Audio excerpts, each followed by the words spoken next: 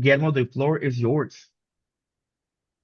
How's it going, everyone? As Roger and Kayla just said, I'm Guillermo. I am the pre-work instructor, and I'm in charge of all the pre-work stuff, all the live technical assessments, admissions, all that stuff. So when you apply to Platoon, I'm the one that reads your application, watches your video, gives you your live technical assessment.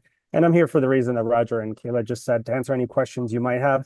Like Roger, I'm also an alum. I graduated January of 2022. So I've gone through the program. I'm an evening and weekend instructor at the moment as well. So I teach part of that curriculum. So I'm very familiar with Platoon. I've been around 3.5 years, which is longer than I've ever held any job in my entire life. So that should tell you that I like working here, because I don't really like working anywhere for longer than 2 years typically. So any questions that you have about the live technical assessment, about the application, I'm here. What do you guys got? Somebody asked earlier when I was chatting, and I just want to make sure I answered it correctly, Guillermo. Is the technical assessment the same for applying to the full stack versus the AI cloud and DevOps programs, or are there differences to it? I thought it was the same, but I want to triple check that I didn't lead anyone astray by mistake.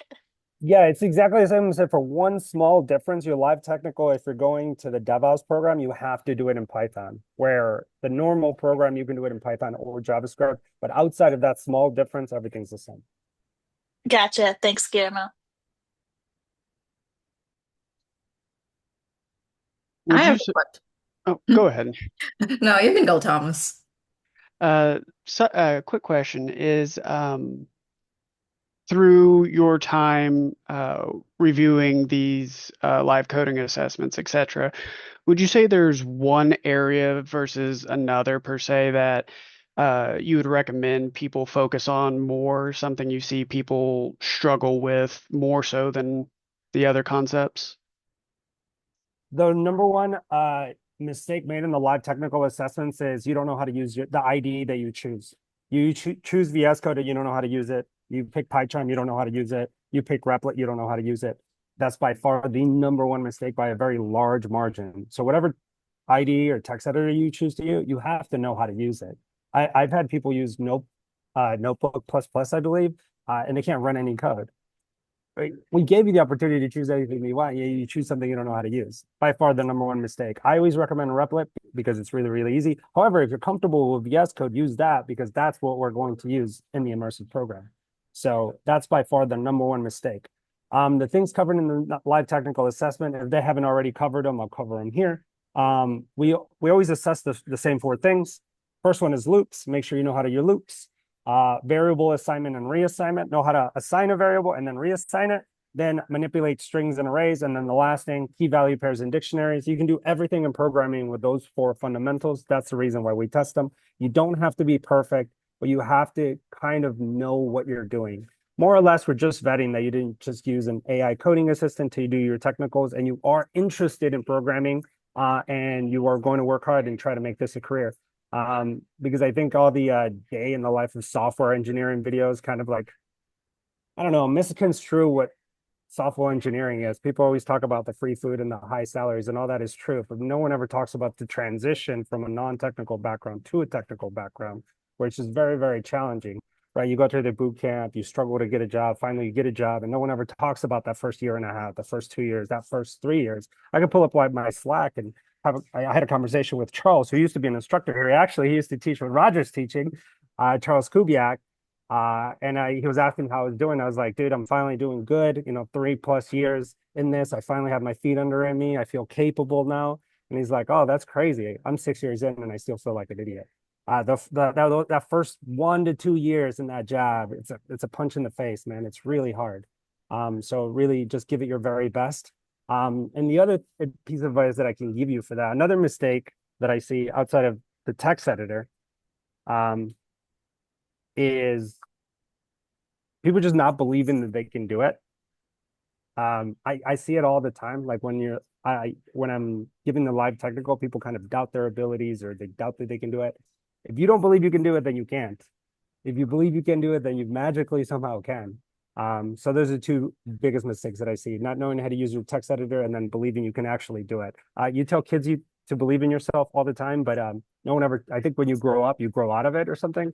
and no one ever tells adults that you should probably believe you can do it, and that increases your likelihood that you will be able to do it. So hopefully that's helpful.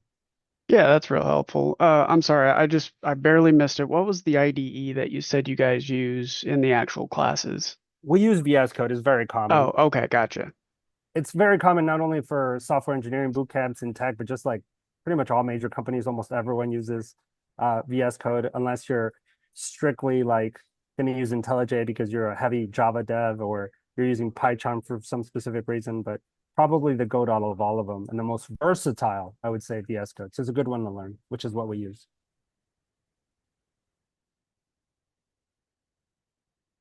Can you repeat for someone who just joined the 4 things tested during the assessment, Guillermo? For sure. The 4 things tested are just the 4 things that you can pretty much do in any programming language that'll help you accomplish your task. They are just basic loops, variable assignment and reassignment, string and array manipulation, and then key value pairs in objects or dictionaries. Both of those words are synonyms. If you ever hear hash maps, that's also a synonym as well. So those 4 things. That's Awesome. what we Thank assess. you. Yeah, that's what we assess you on. And if you run into kind of a problem in the technical assessment, come back to those 4 things and be like, hey, which one of these do I need practice on? Like you shouldn't, like when you get to the assessment, I shouldn't have to help you do a loop, right? If you're, because that's the first thing I'm going to test, right? I'm going to give you a little coding challenge, and guess what the first step I'm going to tell you right now is going to be doing a loop. You need to be able to do that. Gotcha. Somebody asked in the chat what the interview environment is like. It's over Zoom, correct? Yeah, pretty much after you go through you apply to a program, you get accepted, you do the intro call, you receive pre-work, and then you'll get added to a pre-work Slack channel where you can find the Calendly link that's bookmarked in the channel, pick a time. And it's typically the live assessment typically takes 45 minutes-ish, and you get 3 little challenges that assess those 4 things that I mentioned earlier. Some people have finished it as little as 15 minutes. Some people have gone all the way to the full hour. It just really just depends on you. Like if I see you, like you already got the challenge now, you're about to get the solution, I'll just say, hey, you can stop right there. Here's the second challenge. It's possible that you half complete 3 challenges and you're done. That's happened before. It's very possible that you would up way too much time on challenge 1.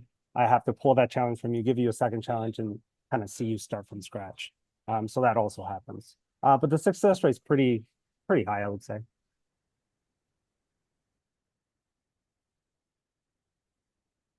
Absolutely. And if somebody is close, but for any reason isn't quite comfortable with one of them and isn't able to complete, do they have the option to try again, Guillermo?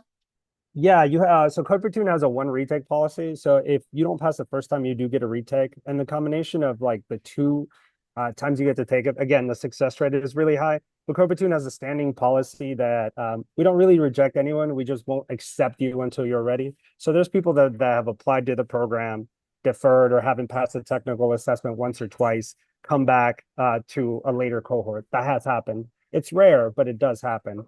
So don't stress about it too much. If this cohort's not the one for you, it's the next one. That's perfectly fine, as long as you end up coming to our program. Awesome. I don't think I missed any questions in the chat. Did anyone else have any questions? I know Monica had initially tried asking earlier. Oh yeah. I was gonna ask if we do end up failing the live technical assessment, do we have to do the entire application process all over again?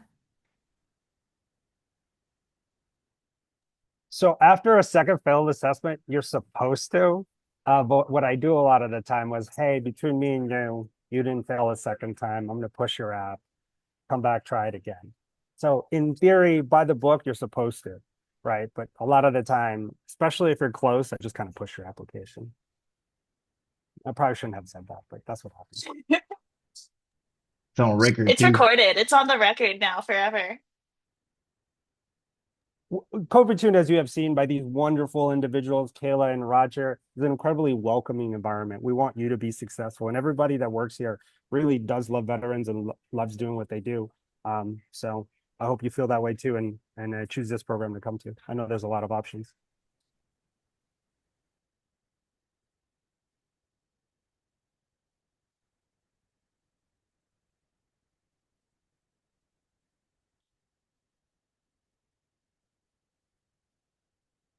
All right, someone in the chat had asked if there was an option to do the assessment in person in Chicago. The answer is no, because Guillermo is actually in Texas. It's fully remote.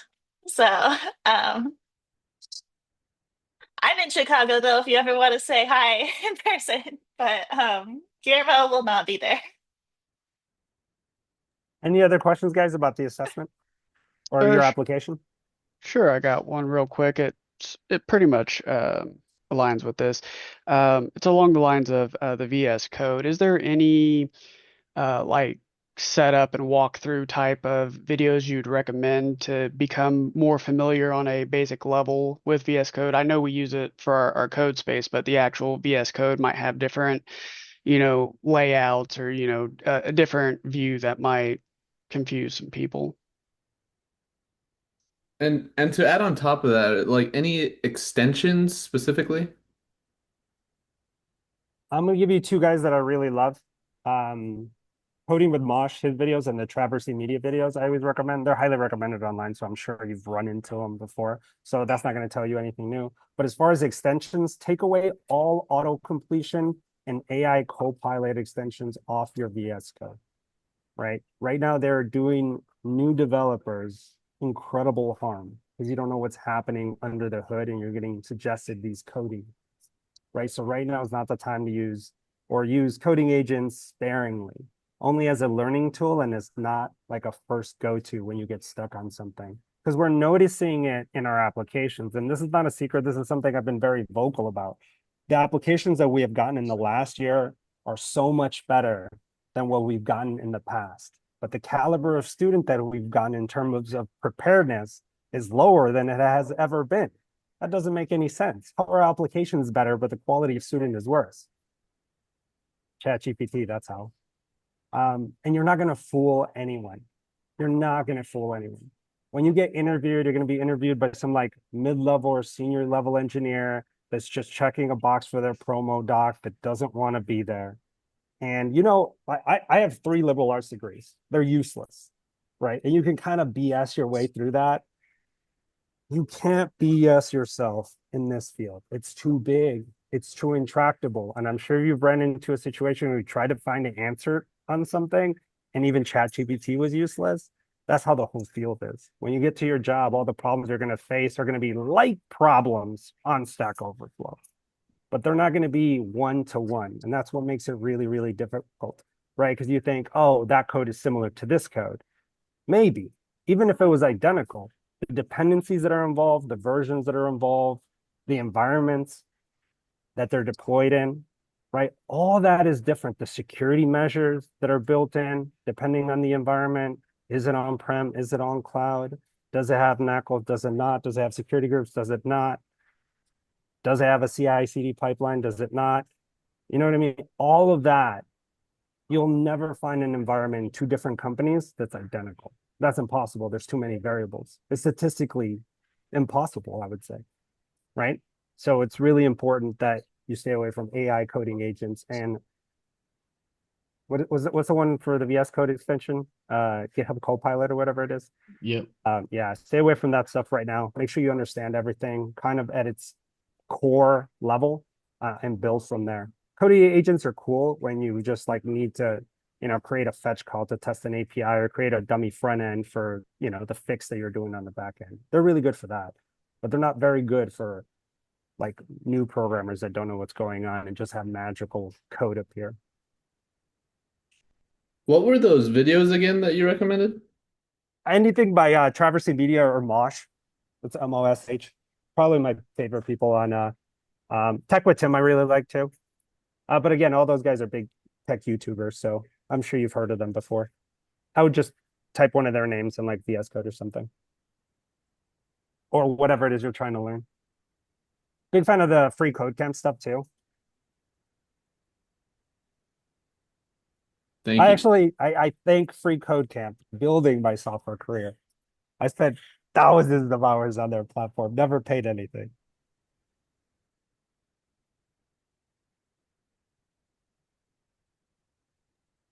Oh, I'll give you the first week of the pre-work, actually, even though some of you guys haven't applied yet. It's that full stack JavaScript course on Free Code Camp. all of it, including all the ending exercises at the end. That's week one of the pre-work, and it's been that for as long as I've been here.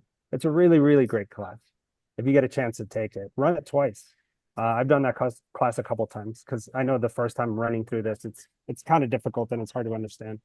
So that's week one of the pre-work.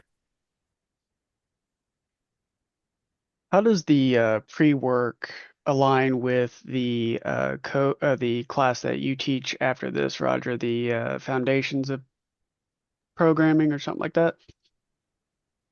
There are some similarities. Pre-work, like Guillermo said, you guys go through JavaScript. We do JavaScript in foundation programming. If I remember correctly, Guillermo, because it's been a while since I did the pre-work myself. But you guys do introduction to HTML and CSS, correct? We touched that as No, well. But no, no, not we anymore. don't do that. Like a lot of that stuff got moved to foundations of programming. Okay. So it's just a lot more in depth. Okay. Yeah. Um.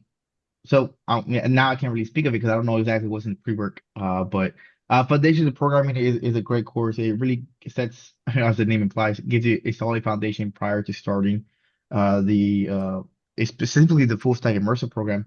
Um, we'll talk more about it later because I don't want to waste Guillermo's time. But yes, One last Myra has a question. question. Yeah.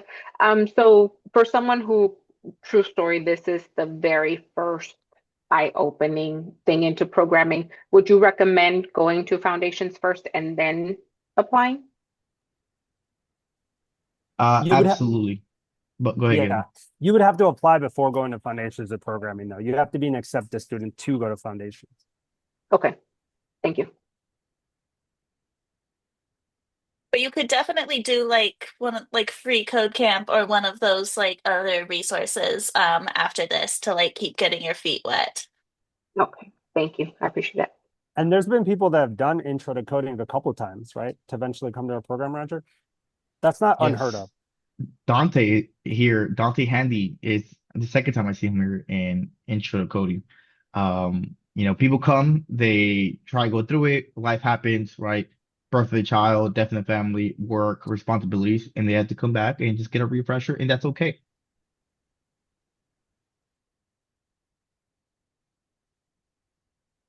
That's exactly what happened. We've had people go through most of a boot camp or full boot camps before, only to come to our boot camp next, right? We had a couple students from Code Up, and then we had a couple students from other coding boot camps that I care not to name, that eventually came to Code Platoon as well.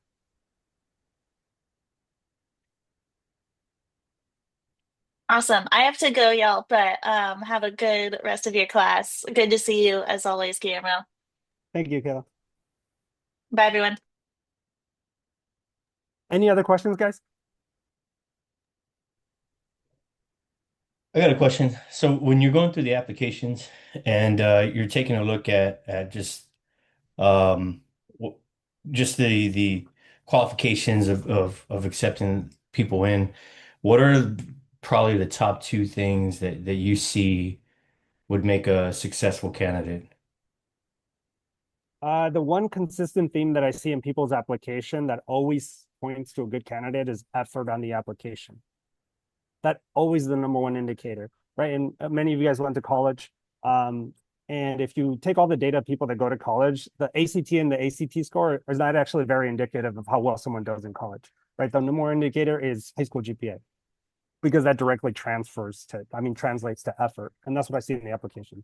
I've had people like punch in the personal questions into ChatGPT. When I read them, I was like, this is ChatGPT wrote your personal question, which is totally fine, but I'm asking about your life. ChatGPT is not going to know more about your life than you. You were just too lazy to write it. So I've seen that. That tells me it's probably, we'll accept you, probably, but it's probably not going to bode well for your future in tech. So the number one indicator that I always see is people that just put a lot of effort into it in their application. Like their sentences are well written. They have a reason why they're going through it. And all their answers are well thought out. And you're like, hey, this person spent some time thinking about it. That's the number one indicator between people that do well and people that don't.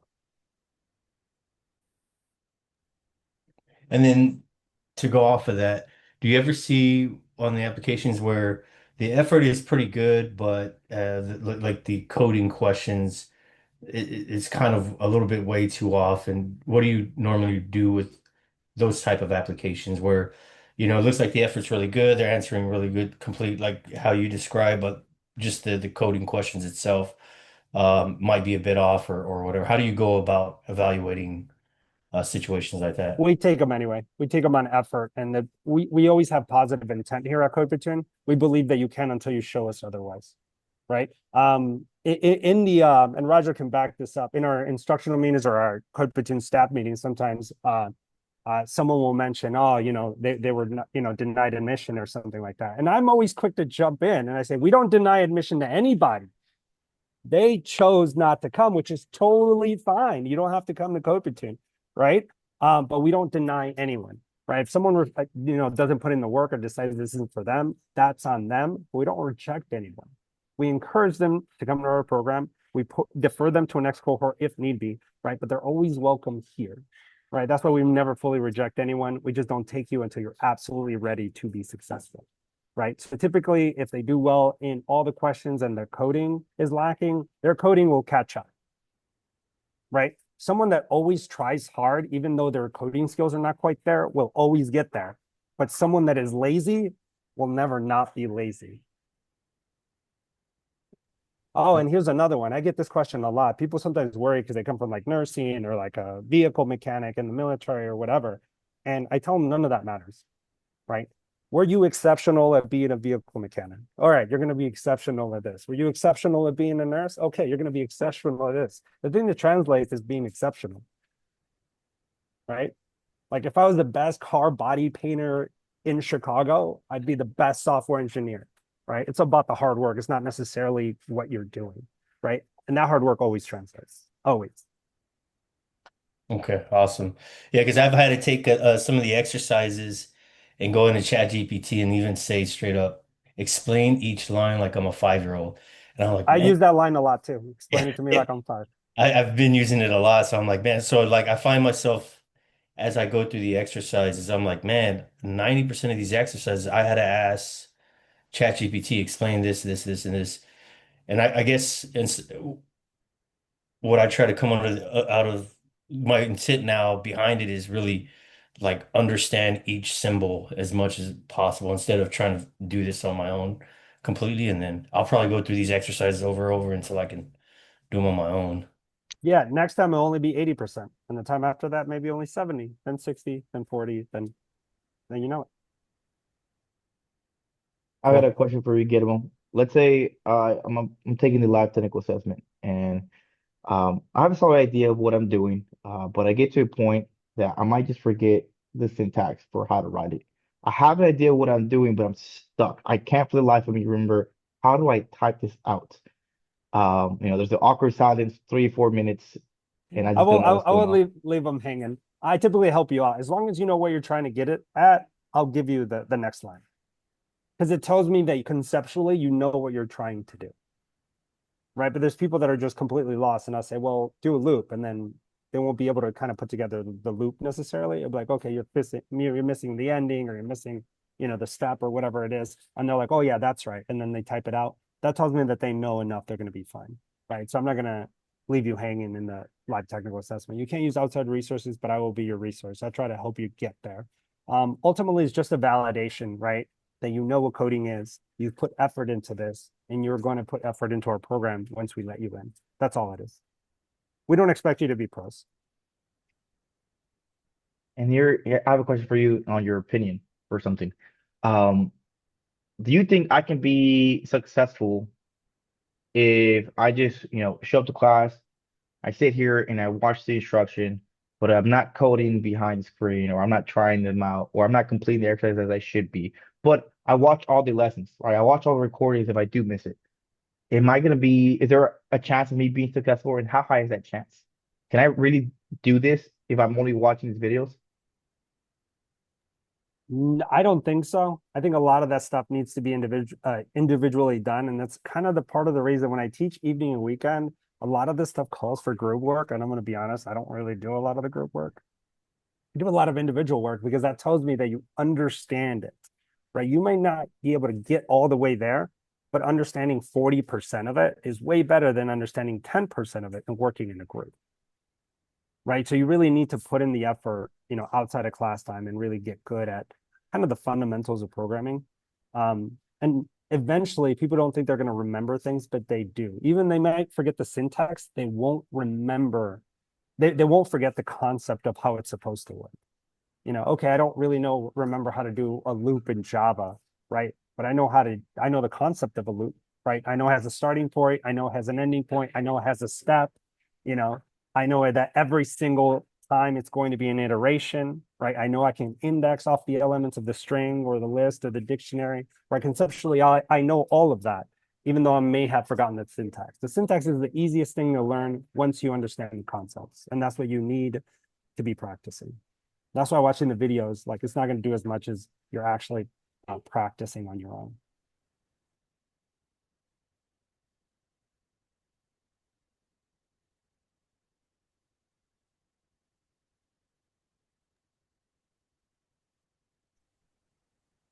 And something that no one ever tells you, at least no one ever told me until I got much older, is that teamwork only works when you have a good team.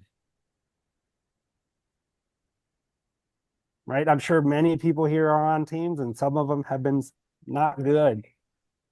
Right? Teamwork only works when you have a good team. Right?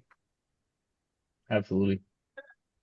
Going off that teamwork aspect, this may beyond the scope of what you actually cover, but uh, for either program, like how would a group project be structured? Like how are like tasks and roles divided? Is that teacher assigned, or is it just you guys get together, discuss who does what part? Like how does that work?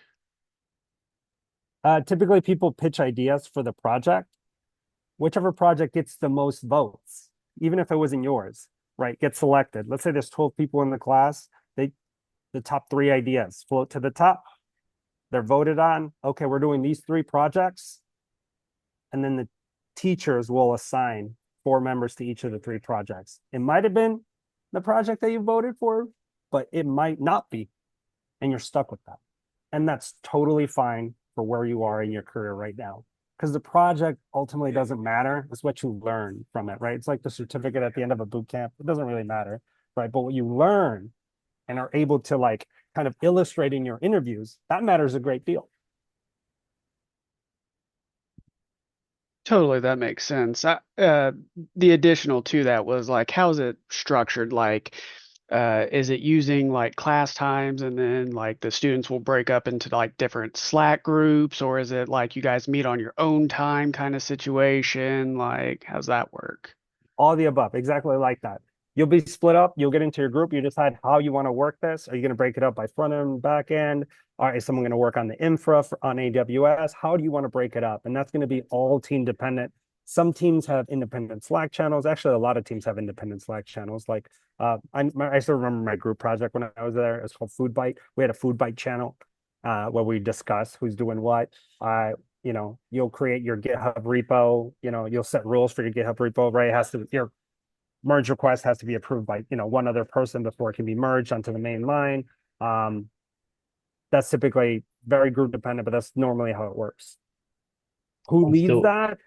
Typically, the person that leads is whoever's idea it was, if they end up on that project. Like I pitched Food Bite, so I led Food Bite because I happened to be on that team. But there's people that pitched an idea that didn't win, that ended up leading another project, and sometimes that happens too.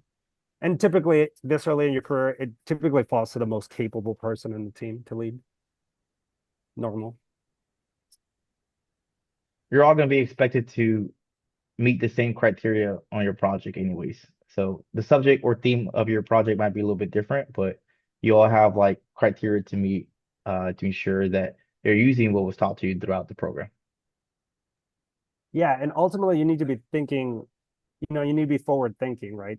Um, what are you going to learn throughout the entire boot camp that when you are one-on-one in an interview or one-on-two or even one-on-three, you're going to be able to discuss eloquently, right? There's no group work there. It's just you and 2 grumpy middle level engineers or senior engineers, right? Or a manager coming into his 8th or 9th meeting of the day and it's you. You better give them something good. And that's not a joke either. That's real life.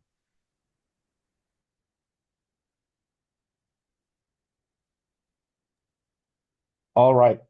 Let's take one more question so we can start class. Does anybody have anything else for Guillermo here? Specifically, mainly about the application process or the lab technical assessment.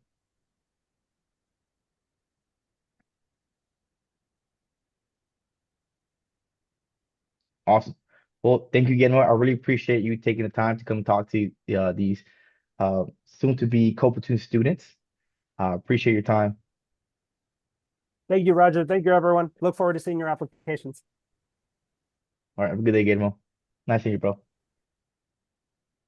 All right. Good stuff. Hopefully that answered a lot of y'all's questions. Um, we didn't get as many questions I thought we would get.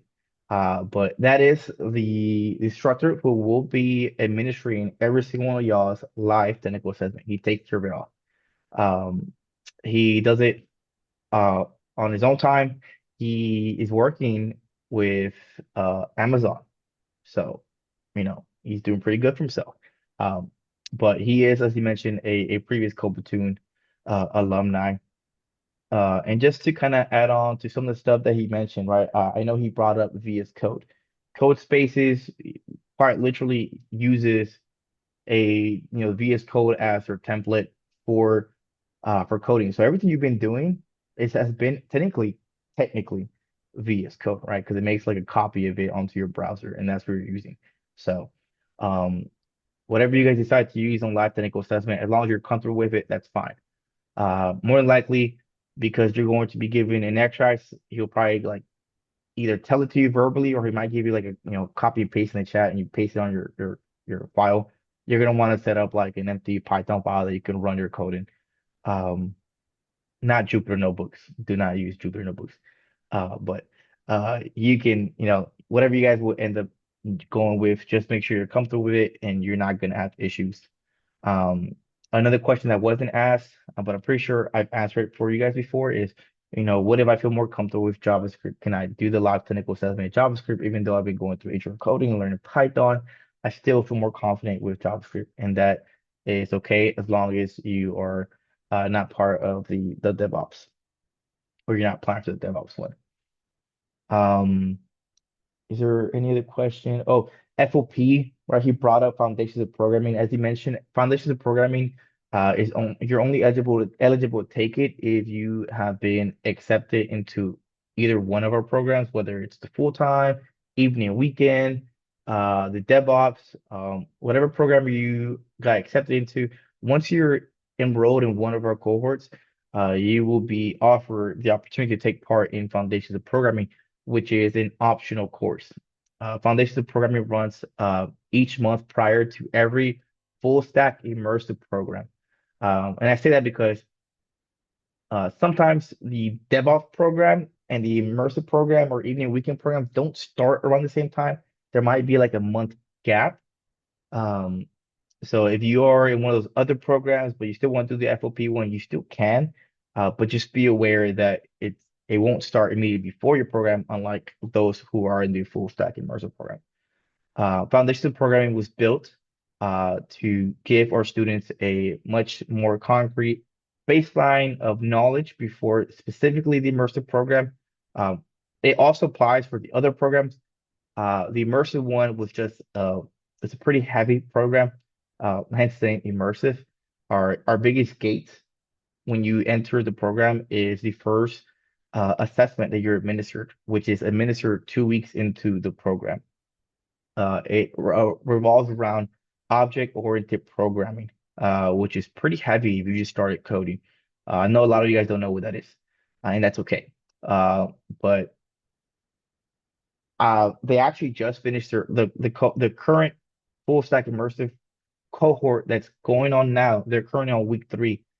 They just took their live technical, no, not the live technical. They just took their assessment. I'm sorry, I'm all over the place. They just took their first assessment this past weekend, and it happens without fail. Every cohort that goes through that, the students that went through foundation programming with me, they never happened. At least one person hits me up and like, Roger, like you're absolutely right. Like that assessment was like, you know, pretty crazy. It was a doozy. Like I struggled. I had to go through this, that, and third. I got at the very end, but I feel bad for those of the students that didn't go to foundation programming because if I was learning this for the first time and then being tested that same weekend, I don't know how well I would have done because I was, it was pretty hard. Um, and typically foundation programming increases our success rates on the first assessment. So, if you are one of those that just started coding recently and you don't feel confident with much with technology, I highly recommend you take foundations programming. It runs very similar to intro to coding. I run it from 5:30, not 6, 5:30 to 9. And instead of 3 days a week, it's 5 days a week for 4 weeks. So it's a little bit longer, but it's more in depth. We cover uh, JavaScript, HTML, CSS. We do a Python crash course. We go over combining HTML, JavaScript, and CSS all together to build small applications. We do APIs. I know you don't know what those are. But we work with APIs. This next program that I'm running, we will be using GitHub to host a web page to build a resume website for you guys, so you guys can have something to show for. But we also use object-oriented programming to build a game. We build Space Invaders, is what I call it, but it's really just a replica of Galaga. If you guys ever played that, for my old heads out here, represent. But we'll build a game using Python. And then the last week typically entails data structures and data algorithms to kind of start working a little bit with leak code and being able to start thinking critically and problem solving. We'll also talk about code efficiency and how to know if your code is efficient or not and how to make it more efficient. It's a pretty in-depth program. Everything that I teach in that program is pretty much taught to you in the actual cohorts, but it's getting your feet wet before the actual cohort and you're not being graded. So it's kind of like I would take it as a form of pre-work. So if you guys do get accepted, I encourage you guys sign up for it. This last program, I probably had the biggest attendance because it is optional. Not a lot of people take it. I average typically about 5. This last program, I averaged 8, which is pretty cool. But at that point, you're already in the program. Um, so I'm more relaxed. We spend a lot of time together, laughing, joking, and we make sure that we have fun with the program. Um, and if you're wondering how many people are in each cohort, uh, this one currently has 20. When I came in, we had like 43. That was like the peak of Platoon, but that was also because we had vet tech. But then vet tech ended and we lost traffic. But we're getting a lot more people now. So this current cohort right now has 20 people in the full stack immersive program. And we have multiple cohorts running at different times. So you have the other programs who have their own students too. And just like Edmo said, we don't fail you, but if you're not ready, you're not ready. This last program I taught for intro to coding or guided application, um, I had a student who was kind of showing me his code to see. He was asking me if it was good, right? If this was like how you should do stuff. And it was an exercise that we will be doing here in this class, the last week. Um, I believe it was like when we were replicating, I think it was like the Powerball, and he showed me his code. And the student was like using objects in classes. And it was like some high level stuff. I was like, first of all, I haven't taught you this, but he had this code, right? And then he couldn't explain what any of it was doing. And then when he tried to do any of the exercises that I have here on the curriculum, he struggled with them. So I was like, how do you struggle with basic for loops and access and dictionaries? But here you're showing me like, hey, what do you think about my code? And you're showing me classes and objects. Um, and the student went to take the live technical assessment and he failed, and there was no surprise here. And I can only assume it's because this entire time he's just using ChatGPT and copying and pasting code, right? He wasn't actually learning. Uh, so make sure that you guys are actually, doing the assignments and you're putting yourself in a situation where you have to, actually think critically and find answers stuff. All right, don't do yourself a disservice. by jumping to ChatGPT and copying and pasting code. We can tell. We know. I didn't tell him anything, and I won't tell you anything too if you show me, ChatGPT code. But I'll know. I just won't say anything. So just be aware of that. But all And, right. Roger, I missed the very beginning portion of the. So with the foundations of programming that you offer, is that something that you recommend? Like wait to submit an application and then try to do that first, and So then you have to be accepted into the program already. So you have okay, to go through the application process. Once you get accepted, like, hey, Jose, like, congratulations, you've been accepted. You get that email. You're going to be added to the pre-work. Guillermo will quite literally like sign you guys up. He will tell you, hey, if you guys are interested in the program, we're starting it next week. Here's the sign up form. Sign up for it. I can tell you right now, the next program probably doesn't start for another 2 months. okay. So don't stress about it. I know someone brought it up, so I was just giving you guys the rundown of what that program is. But all right, let's go ahead and get straight to the code. So I yes, had go a ahead. quick question for you. Uh-huh. Sorry, hold on. I had it written down somewhere because it was for a little while back. Sure. Oh, there it is. Um, when we get assigned the pre-work, is this something that you'd recommend doing before, during, after the foundations of programming? And if it's occurring while we're in your next class, is that something we can go to you for help on as well? Or is that just kind of like on our own, no man's land? So to be completely honest, depending how good you are, you might be able to finish the pre-work within a week after you get it. I did. Um, so you might be able to finish it before your foundation program starts. But I will want to say, and this goes to every single one of you guys in this call, anyone watching this recording on YouTube, just because you're done with intro to coding, or you decide to just, not show up to class anymore, you want to do self-paced, does not mean that I am not willing to offer help. You guys can reach out to me at any point as long as you guys are interested. I am in the intro to coding Slack channel. I am in the general Slack channel if you guys have been added to that. If you guys ever have questions, I answer. Right? If you guys reach out to me directly, I'll answer. I don't, doesn't matter if I'm on the clock or not. I will schedule a one-on-one with you and we get a call and I will answer.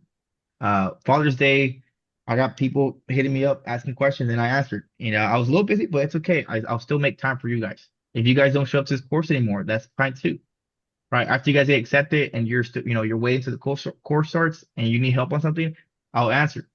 So my help does not stop just because you guys are not here anymore. Um, as Guillermo mentioned, and as I told you guys before, uh, we're veterans. Guillermo was in the Marine Corps. I think it was infantry. Um, I served 8 years in the Army, and most of the people here in Platoon are military, right? Our whole audience is military veterans and their families, and I wholeheartedly believe in the mission of giving back to the community. And I like to give back to Copeland because they gave me this opportunity and made me who I am right now. So because of that, I go a little bit more above and beyond than most instructors do, and I will answer these questions. And I will help you if you need the help.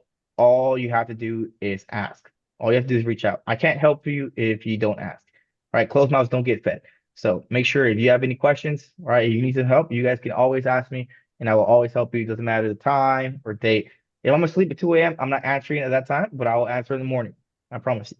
So, and that's okay. But I will answer. I will not leave you hanging. Um, so hopefully that answers that question. Yeah, for sure. Awesome. All right, let's finally get into it. We're gonna start a little bit, and we're gonna go on our break because we had a lot going on the first hour of the class, and that's okay.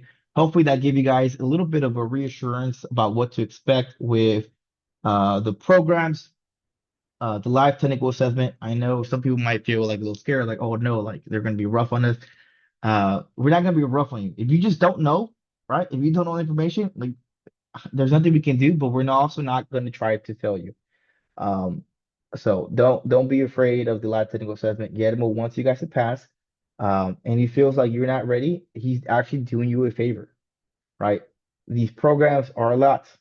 These boot camps, they're condensed into the time frame that they are for a reason, and it's the main meat and potatoes of what you need to know to be successful. So it is a fire hose of information. So if you, for whatever reason, don't pass your live technical assessment, it's not because we want to fail you, but we know that if we were to allow you to move forward and go into the program, chances are you will probably end up like flunking out of it or like quitting because you can't keep up with the workload. So we need to ensure that you have a solid foundation before you go to the program to ensure that you are successful. All right, so that's all we are trying to make sure for that you will be successful. That's it. All right, make sense? Awesome. All right, so we're going to go start off with today's lesson, which is going to be Python loops and data. And loops is going to be one of the last things really that we are going to be talking about that directly applies to your live technical assessment. This is the first thing that Guillermo listed off and mentioned to you that he will be testing you on, right? You need to understand how loops work, right? How to use them and the syntax. You have to be confident or at least comfortable with working with loops because everything that you do in coding will probably involve some loop at some point. Um, as you mentioned, loops, variables, assignments, reassignments, manipulating strings and lists, and accessing dictionaries. Those are the same things I've repeated to you guys before this last week and a half, and it has not changed. You heard it from the horse's mouth. That's exactly what's going to be expected for you guys to be able to do in your live technical assessment. And everything except loops has been covered. But today we will cover the last part, which is loops, right? And this should not be, yes. Sorry, just to get a understanding. So lists, tuples, sets, and dictionaries are all sort of types of arrays?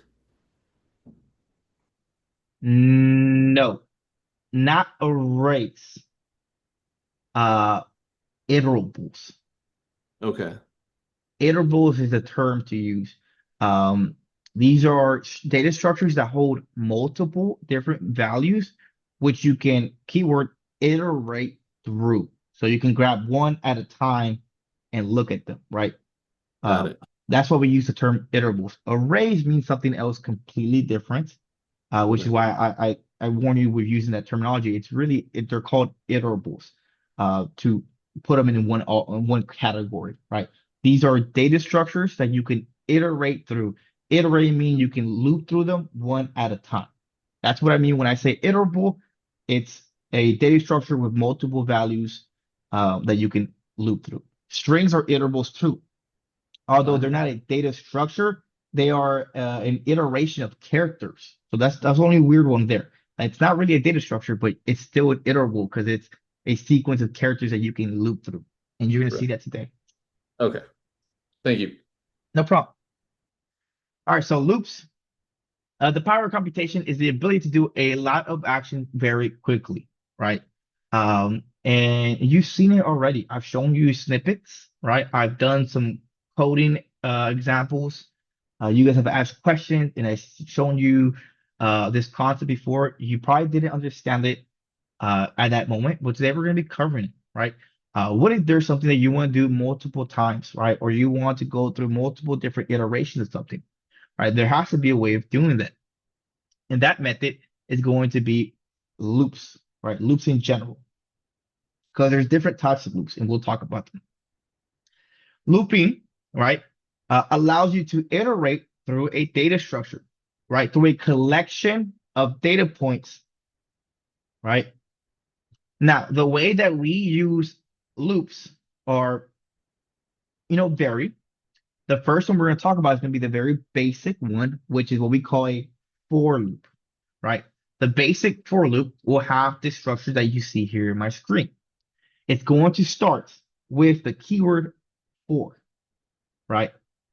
After the keyword of for, you're going to give it a temporary variable that you will use to reference the value that you are currently on throughout your iteration, right? And we see that here, we say for item in collection. Collection here is just a very vague name here. It could be a list, it could be a dictionary, it could be a string, right? The collection here represents your iterable, right? And the keyword here of item is representing the value that is going to be when you iterate through something. Right, so this is your basic structure. You start for item in collection. Item could be whatever your heart desires. It could be X, it could be I. Ideally, you want to give this part of your for loop structure a name that means something. Just like you see before when we name variables, when we name lists, when we name dictionaries, when we set parameters in our functions, when we name our functions, we give them names that mean something. I'm not going to create a variable of someone's name and give it the variable name of like, cake flavor or ice cream flavor because it doesn't make sense, right? So I would probably call a variable of someone's name like person's name, right? Something that tells me what's supposed to be holding or what it's supposed to be holding, right? Same concept here. If the iterable that I am iterating through is a list of numbers, then I might want to say for num in list of numbers, right? Because as I iterate through this iterable, every item I get is going to be one item, right? So which is why we use a singular version for num, not nums, for num in list of nums. Now, once you declare the start of your loop, just like everything else, once you're ready to go into your code block and do something during this iteration, you're going to start it with a colon or you're going to end it with a colon. And then you're going to go to the next line, which will automatically indent you into your code block where you will write your code. Right? Item is a temporary variable that is assigned on each iteration of the loop. Now, notice that this part right here, each iteration of the loop. We'll come back to this in a little bit. Loops are used to execute a block of code repeatedly.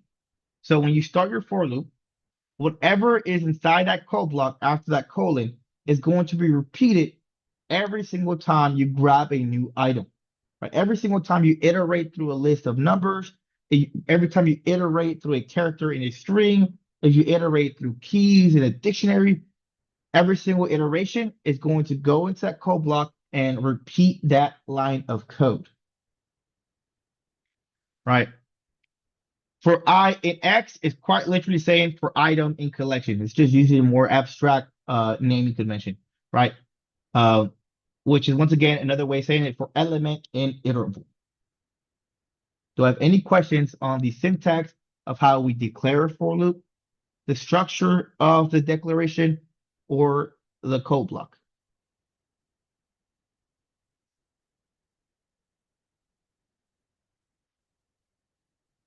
Awesome. So here's going to be our very first for loop example, right? We have a list called nums. As the name implies, it has numbers in it, right? 1 through 5. If I wanted to be able to grab each one of these numbers and multiply them by 2, I would do the following. I would initiate a for loop with the keyword of for. I'm going to iterate through nums. And as I iterate through nums, every item I grab, I'm going to call it X. Right? I give a temporary variable that I can use to reference the item I'm currently iterating through. Right? We say for X in nums, right? For every item inside of nums, I want to print out the item I am on while multiplying it by 2. And it asks me to choose a kernel. But when I run this, it's going to grab the very first item, which is 1, right? At the start of this for loop, it's going to start at the beginning. By default, it's going to start at the beginning of the iterable. Now, you might be asking, Roger, is there a way to start in the middle or somewhere in between? Yes, we'll get to that in a little bit. But if you do not specify the start of it, by default, it will start at the beginning of your iterable and it's going to grab that first item, 1. So when this for loop starts, this X is going to take the identity of 1, right? So we can quite literally say that the first time this code block runs, X is going to equal to 1. is going to multiply by 2, and it's going to print out the results, which it's going to give us 2. Because there's no other lines of code that comes after this code block is done. That first iteration is complete. Now it's going to come back around and start all over again. So this time it's going to take the identity of the 2. It's going to say print 2 times 2, and you'll get 4. There's no other code that follows. So it finishes the code block, it resets, and now x is equal to 3. It prints out 3 times 2, which gives us 6, and it's going to do this until it's done iterating through nums, right? It knows that it has to go through all of nums because that's quite literally what we said here in this in the syntax for this for loop. We are saying I want to iterate through all of nums. By default, it'll iterate through the entire thing if you don't specify a start or a stop. So it knows here by default, I'm going to iterate through every single item inside of nums. And every single time I grab an item, I'm going to do the following code block.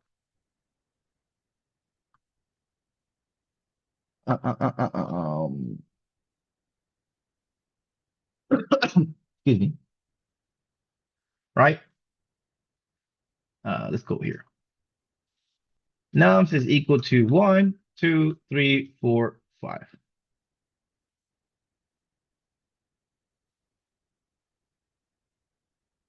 I forgot how much I hated this. Oh, Lord.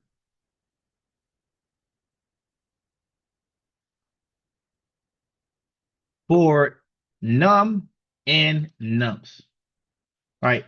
I can say for x and nums, I can say for I and nums, doesn't matter. For x and nums or for num and nums, whatever you decide to give this temporary variable, you can call it whatever you want. It's what you're going to use to reference the item that you're iterating through while you're inside your code block. After I start my for loop, I'm going to grab the x, I'm going to multiply by 2, and I'm going to print it out. Right? Start of loop.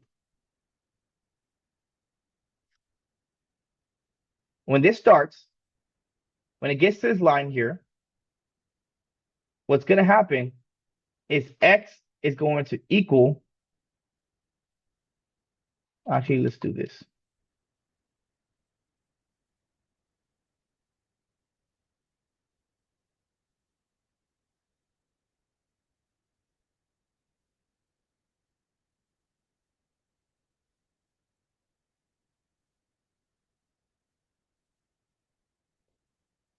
At the start of this for loop, x is going to take up the identity of something. Right? Because we didn't specify a start, x will immediately take in the value of 1. Right? This will be our first iteration, x equals 1.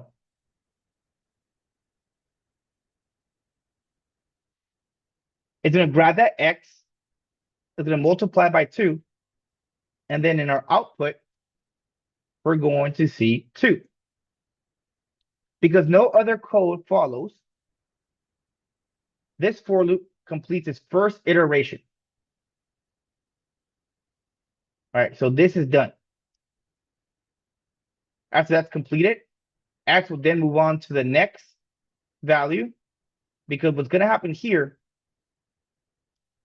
is this for loop, once it's finishing with its code block, is going to come back around and run this piece of code again.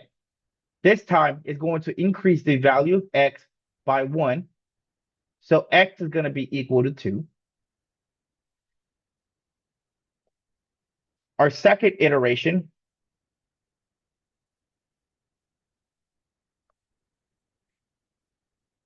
x will equal to 2. And it's going to output 4, right? Because it's going to run through the code block. Because x is equal to 2, it's going to multiply by 2. It's going to print it out. And we'll see this in our output. Afterwards, nothing else follows. So because of that, our second iteration is complete, and it's going to go back around again and restart this process. And now x is going to equal to 3. It is going to do this until x is finished with the iteration. And then finally, this will continue like normal. All right, so we'll go to the rest of our code like we have been before. Right? Python reads code from top to bottom. So when you run your Python file, right, it's gonna read your code from top to bottom. Once it gets to that for loop, it's going to pause temporarily and it's gonna go into that for loop and go through its iterations. Once it's done, it's gonna go back to the global scope of the code and continue on like normal.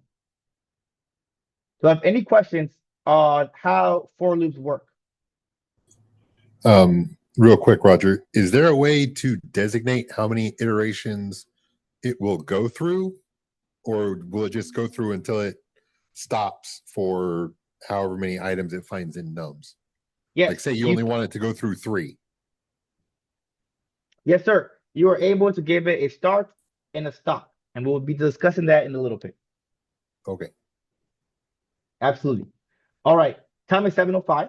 I know we just started, but our first part of our meeting today was the meetings with Guillermo. So let's go ahead and take our first 10-minute break. Let's come back at 7:15. We're going to pick off from where we left off.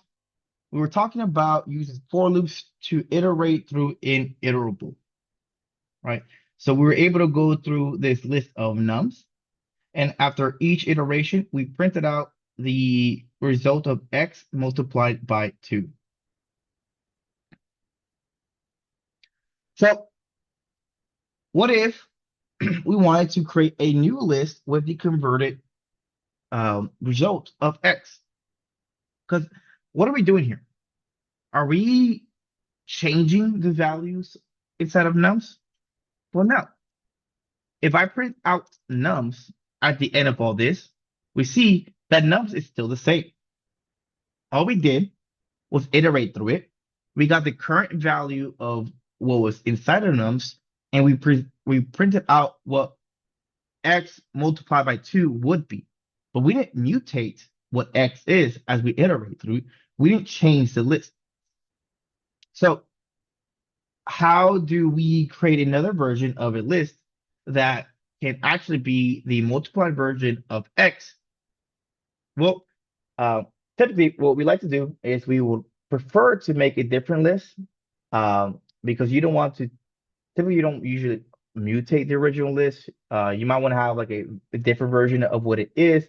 You might be working with different types of data, data that you don't actually want to change from the entire original version of. Um, you might want to have the original. We see this a lot whenever working with data across front end and back end. When getting data from the front end, we typically don't want to mutate it and change it. So it's very common to just create a different list and be able to have the updated multiple version of what X is. So we do that by creating a separate list, which is going to be used as the data structure that's going to hold the converted version of X, right? But how do we make sure that every single time we grab X and we multiply by 2, we can add that into our new list? Well, you want to make sure that you do this within the code block of your for loop, right? As I mentioned before, every time that you iterate through your list, it's going to run the code block every single time. So here, what we do is we create a temporary variable called molt, right? Which is going to hold the result of x multiplied by 2. As we saw earlier, this doesn't change x, but it allows us to use it to be able to come out with a different result of it multiplied by 2. And we can save that into a brand new variable. That way, we have the actual output of what that should be. After we get the output of x multiplied by 2, we're going to grab the list that we created to hold our additional values. and we're going to append to it the new updated version of x multiplied by 2, right? So now you see how we're starting to train other data structures with other concepts like lists. So this quite literally allows us to grab a list, go through it, mutate the values that are in there into a new variable without affecting the original, and create another version of the original, but all multiplied while using a loop, right? You guys try doing something like float, right? You ask, like, can I just wrap float around my interval and convert everything within a float? No, right? I answered to you guys because Python wouldn't know what to do with so many values, right? It doesn't take iterables. So how would you get around that would be by iterating through each one, converting each one as a float, and then adding it to a different list.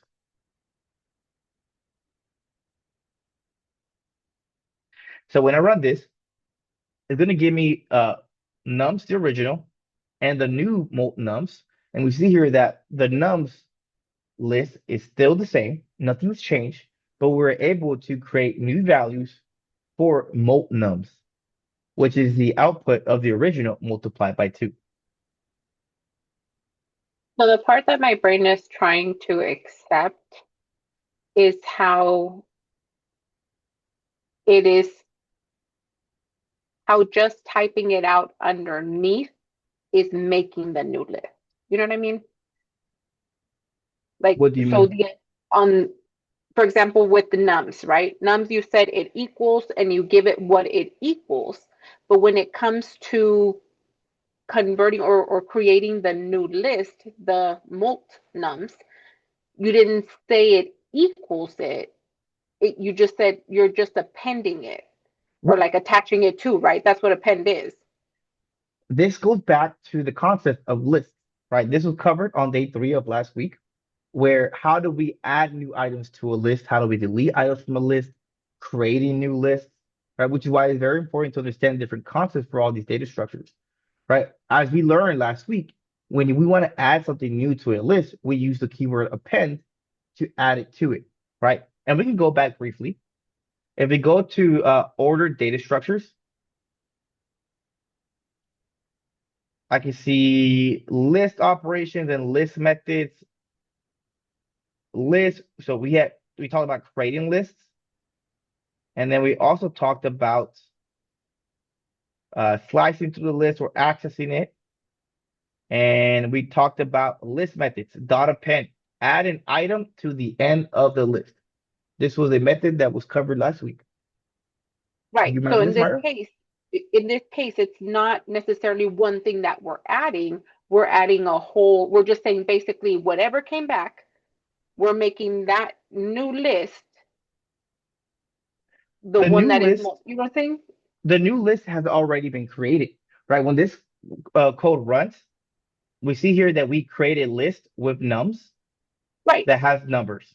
We didn't Yes. create the new list. Here is the creation of that new list. It's been created. It's already made, right? It's empty right now because when we first created, we started off as an empty list. There's nothing in here. The for loop is adding stuff to the already created list. So we're Okay, not got it. creating the list here. We're adding things to it. It's already Thank been you. created. Does that make sense? That's what I missed. That's what I missed. Yeah, Thank you. absolutely. Any other questions? Once again, I want to make sure that there's no confusion on this because I've been asked this, right? Um, Here's your Python file, right? This is representing this, this file here, or if you have your practice.py, this long file. That's what this square represents. In this file, I have nums 1, 2, 3, 4, 5, mult nums is equal to an empty list for x in nums. Mult is equal to x times 2. Mult nums dot append. Mult print nums print mult nums. So this is quite literally what my program is showing. right? That's how that Python code looked like. This does not exist in my memory right now. Nothing exists in my memories. I have the instructions of what my computer needs to do, but these variables, these values don't exist. At the very top, I'm gonna have I wonder. Yep. Not exactly how I want. Imagine this is my run button. Run. Uh, it's supposed to be a play button, but it's not. All right. Uh, this doesn't exist. I have the instructions of what my code's supposed to do. Cool. This does not exist in my memory until I press run. When I click the run button, what's gonna happen is uh my interpreter, that's what it's called. You don't see it. The interpreter is not something you can visualize. It's what's running your Python code in your computer. It's called interpreter, right? The interpreter is a translator, right? The kernel is helping the interpreter, but the interpreter, what's going to do, think of it like a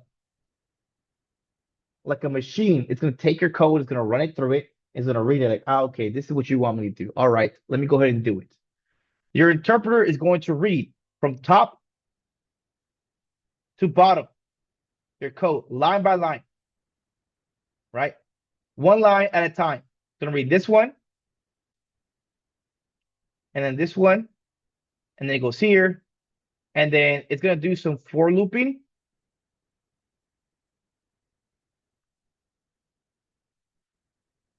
Right, so it'll go back and forth here in this section because it has to iterate through all of nums, and then it's going to go back to its code and run the next lines. So it runs this line by line. And when your interpreter is running, that is when these items exist. It's going to get to line 1. It's going to say, okay, in your instructions, you wanted me to create a list of values. So I'm going to go ahead and create it, and I'm going to save this in storage. Puts it away. Goes to the next line. All right, you want to create empty list. I'm going to create it. I'm going to save it in storage. Then I go to the for loop. Okay, you want me to do a lot here? You're telling me that you want me to iterate through a list that you created earlier. Cool, I got that. It's in memory. I'm gonna go ahead. I'm gonna go get it for you. So it goes into our memory, grabs that list, and he looks at the for loop. Like, okay, you want me to go through each item in this list, multiply by 2, and then add it to the other list. Okay, let me grab that other list. It's gonna have both lists.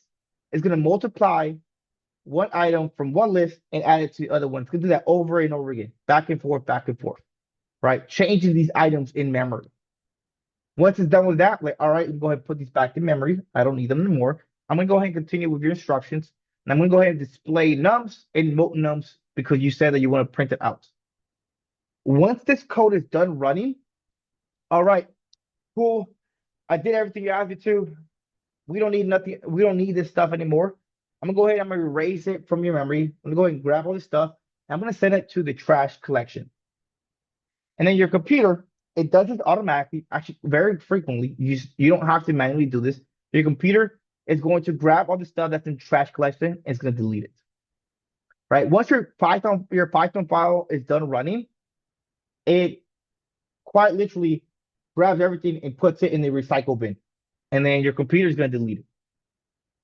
So this only exists while your code is running. And each item only exists once it gets to that line, right? So once it gets to nums, that's when the list is created. And this is very important because let's say that you try to do somewhere around here, you try to say something like y is equal to t plus s. You're going to get an error. You're like, I don't know what t or s is. I don't know what the hell you're talking about, but this doesn't exist because you haven't shown me or declared this somewhere in your code, right? But let's say down here you have t is equal to 2, s is equal to 5.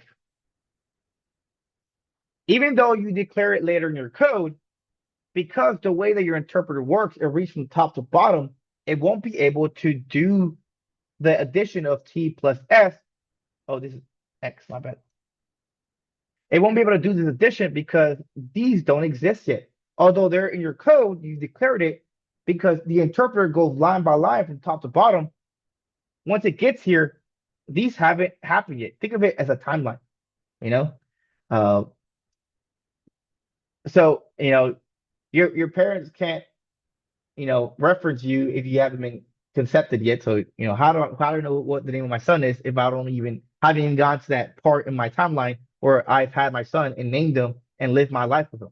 So, same concept. I can't talk to my son or do anything to reference about my son if he doesn't exist. Same concept here. How can I add T and S if they haven't been created yet? Right? Same concept. I see Dante's laughing at it. But that's quite literally how this happens, right? It's a timeline from top to bottom of your file of how this runs. So it's important to understand how your Python file is running. Um, in case you're wondering how these things work.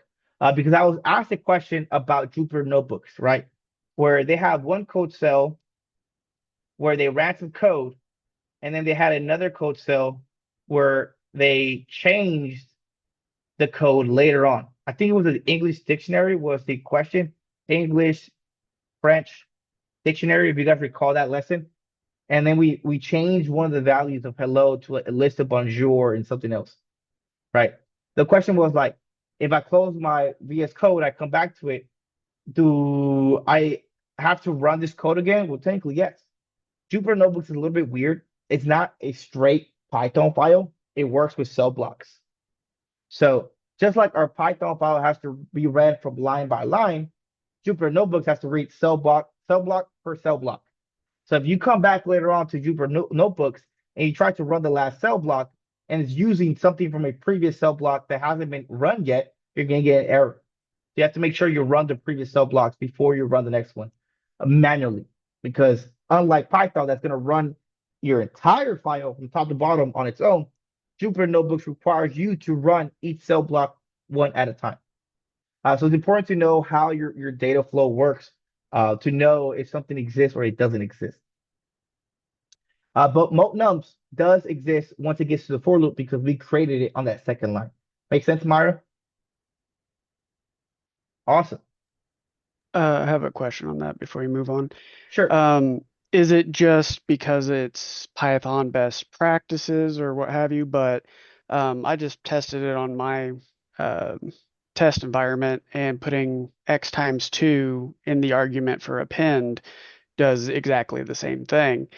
So would it decrease big O notation by eliminating the need to create another variable for each instance, or is that just bad practice for readability? It's not bad practice for something as simple as this at all. I do it to help you visualize what I'm doing, right? I could absolutely just do append x times 2. You're right. This will work. I didn't do this just so I can show you what each line is doing.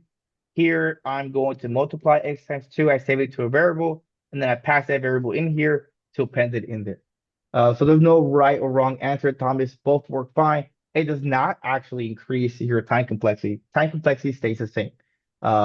You might be confused why, but you'll learn more later on if you come to my class for Foundations of Programming. All right, so That makes yeah, sense. Thanks. yeah, no problem. All right. So next thing, let's talk about what else we can do during our for loops. So here we have a list of URLs, right? They're very basic URLs. We see here Nike.com, Reddit.com, CNN, Dell, Apple, and Facebook, right? The list of different URLs that actually do exist. Here in this for loop, it iterates through your URLs by saying for URL singular in URLs or collection of URLs to iterate through every URL within here. When it starts, just like I mentioned before, it's going to start at the beginning because we haven't specified where to start. So it'll start at Nike, it'll go to Reddit, CNN, Dell, so on and so forth. And every single time it grabs one of these URLs, it's going to run all of this. Now you're wondering to yourself, Roger, well, what if I don't want to do everything in that code block? How can I make sure that only certain things run in my code block? Well, this is where we introduce a previous concept that we've shown before, if else statements. So you're right. Maybe there's something that you don't want to run during your for loop. Not every single item in your list might not be needed to be multiplied by 2, right? Maybe only certain values should be multiplied by 2. So you can use if else statements for that. Here, we're using if else statements to print out what type of URL we are using. The first if statement is checking if the string of Apple is inside of the string of the URL that we are currently iterating through, or if the string of Dell exists in that string of URL that we're iterating through. And if any of these are true, we're going to print out computer sites, and then we'll put the URL within here. Notice we're using string interpolation, right? They have the F string. We talked about this on day 1. They're using the F string to create a string interpolated string that takes in a variable to dynamically update the string, right? So if the URL that we are currently iterating through has the keyword of Apple or Dell within it, we're going to print out computer site as well as the URL. Now, if both of these fail, right, none of these are true, we're going to go to the elif statement, where it's going to say elif Reddit in URL or Facebook in URL. If one of these is true, we're going to print out social media sites as well as the URL. Now, if all of these fail, we're going to default to our else statement, which is going to print out other site followed by the URL. So we're able to iterate through strings as well, right? We can use if else statements within our for loop, and we can also conjoin them with multiple statements using the or. You can even see they're even implementing another concept, which is a string interpolation. These are 3 different concepts that you're seeing here. A for loop using the and operator, comparing or conjoining multiple checks, actually 4 concepts. And we have the string interpolation. And I can run this, and we see here, for each one of these, we're going to pass at least 1, right? We're either going to pass the first if statement, the elif statement, or the else statement. But no matter what, we're going to pass one of these because the else statement is our default here. So Nike is an other site because it's not a computer and it's not social media site. So it was categorized as just an other site. Reddit was a social media site. CNN, it's categorized as other. Dell and Apple were computer sites, and then Facebook was a social media site. But notice how we were able to iterate through an iterable, go through multiple if-else statements, and use membership checks to print out specifically what we wanted to print out.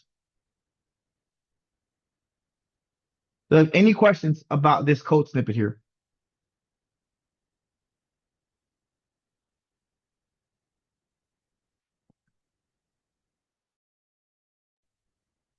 Ask your questions because for loops confuses a lot of people. All right.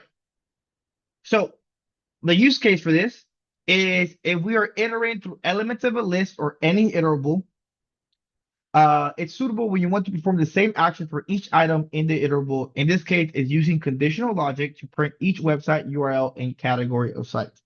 So let me rephrase that in something a little bit more English. If we are iterating through an iterable and we want to grab each element, the for loop in this manner is helpful, right? We're not specifying a start and an endpoint.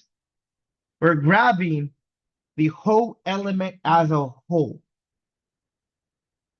right? The whole element as a whole. And that'll make a little bit more sense a little bit when you see the other for loop. Now, what if I don't necessarily have an iterable to loop, right? What if I want to do something multiple times? What if I want to say hello to my son 5 times, right? I don't have a loop that I can, or I don't have an iterable that I can iterate to do something multiple times. So how do I iterate through something and do something multiple times? Well, at first, you might think to yourself, what if I use for I in five? Could I say hello 5 times by saying for I in five? Close, but not exactly, right? This is where the second for loop comes into our conversation, which is going to be the for I in range. For I in range, right? So we don't have an iterable to iterate through in this scenario, but we have maybe a range of a number that we want to do something, right? And our range is going to allow us to specify a start, a stop, and a step, which, as you may already notice here, it's very similar to how we do string slicing and list slicing, right? Where we can specify a start, a stop, and a step. The only difference here compared to the slicing is that the range is a method. It is a method. So you need to use parentheses, right? Whereas string slicing and list slicing, when we specify the start, the stop, and the step, we use bracket notation and we separate them with colons. Because this is a method, or in other words, a function, we are going to use it as a function or a method with parentheses, and the start and the stop and the step are given as arguments separated by commas. Does that make sense, everybody? Who can tell me the difference between a parameter and an argument? Because I've used these words interchangeably and no one has asked. I know parameters is basically like a variable that, hey, these are like type of, I don't want to say variable, right? But like it's a variable that I'm going to be utilizing like a blank variable, and then I'm going to call what it is down the road. And so, because I had looked that up earlier, and then what was the second part, the difference between parameter and what was the other term Ar- you mentioned? Argument. Argument. Oh, argument. I can't even define that. So I just kind of familiar with parameters though. Awesome. They're used interchangeably pretty often, but they have their actual meaning. A, a parameter is called a parameter when you are defining a function, right? When you're creating a function, right, in the definition, right? You guys recall, if I said define sum, I'm gonna pass in num1, comma, num2, return num1 plus num2. Added two to the top. Oh, thank you, Myra. Right, this is the definition of my function. In this context, this right here will goes into parentheses. This is called a parameter, right? Parameter, because really another word for it for my military folks, your left and your right limits of what it should be using, right? The parameters of how this should work. It's called a parameter when in the context of the definition of the function. So when you are talking about how a function is defined, we call it parameter. Argument is used when you're using the context of actually utilizing the function. When I go to call the function of sum, I say I'm going to pass in the argument of 1 and 5, right? Arguments are used in the context of when you're passing in and calling the function. Parameters is when you're defining it. They're called arguments when you're passing them in and using the function. A lot of times you're going to hear these two keywords interchangeably, right? Because they're pretty much the same thing. It's really just when you're using them. But if you hear me say argument or parameter, I'm referring to this part of your function. The values that you're passing in within the parentheses. Make Okay. sense? Yeah. So like it would be like saying uh parameters are student A, student B, and then the argument is the actual student itself. Right. So Myra and Tamika, right? yeah. Absolutely. That's a good example. So back to this. Range is a function, right? And I'm calling it, which is why I said it's going to take arguments. Start, stop, and step, right? What this is going to do is it's quite literally going to give you just a range of a number, right? And you specify where you want to start this range and where you want to stop. Now don't quote me on this, but I want to say the stop is up to, but not including as well, just like the slicing. I don't remember off the top of my head. I kind of have to mess with it to remember, but I'm pretty sure when using the range function, the stop is going to work very similar to the slicing. It's going to be up to, but not including. All right. So the start point in this context is going to be optional, right? It's optional. By default, if you don't pass anything in here except one number, that's going to be the default of the stop. So I can say for I in range of 5, so I can replicate this. And it's going to know that I want to do this 5 different times, right? So here, the start is optional, but the stop is what you at least at a minimum require. And the step, once again, it's optional too. And it's going to do the same thing that we saw with the slicing. It's going to replicate how many numbers it's going to skip as it goes through the iteration. By default, it's set to 1. Right, so here we can do for I in range of 20. And as we saw earlier, that temporary variable, which here in this case is I, we saw it take up the identity of the element that we were iterating through. Because we're not iterating through some kind of iterable, we're not taking up each element at a time. It's going to take up the identity of the number of our range that we are iterating through, right? So here we see for I in range of 20, and we print I. And we see here, it goes from 0 to 19.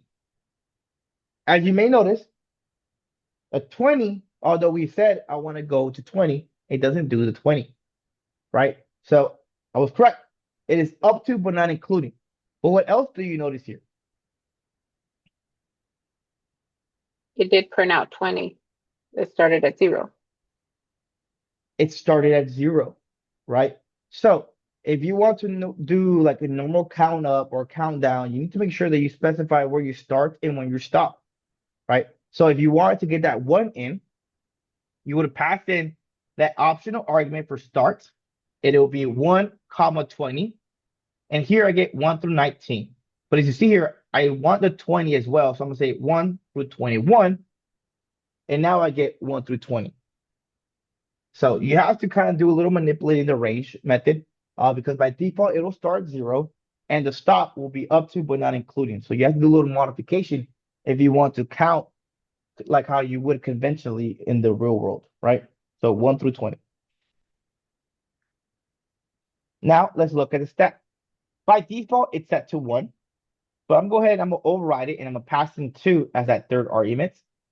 And I see here, it starts at 1, just like we specified.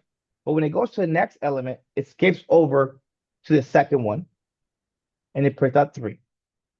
And then it goes to 5, 7, etc.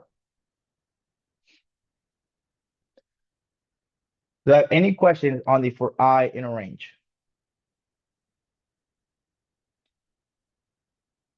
Can you make it go backwards with a negative like you Uh, can in the other cases? yes, I can. Uh, uh, uh, let's go with, no, that should be fine.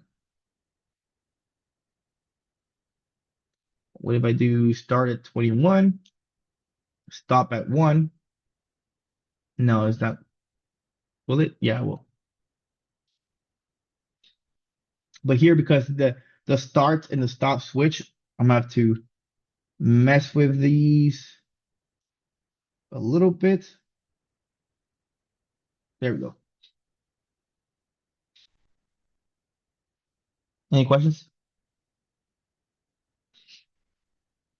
All right, for my JavaScript folks, just to make sure that everyone understands here, this is probably something what you're kind of similar of doing, right? What we could also do here is we could say, I'm gonna say print URLs. Make sure I have it here. Okay, here's my URLs, right? For URL and URLs, print URLs. Oh, URL, my bad. Right. The first for loop I showed you grabs every single element. What if you wanted to know how it's done, like in JavaScript, it would have been something like this. For I in range, and then you would want to get the length of your list, right? So I would say len of URLs.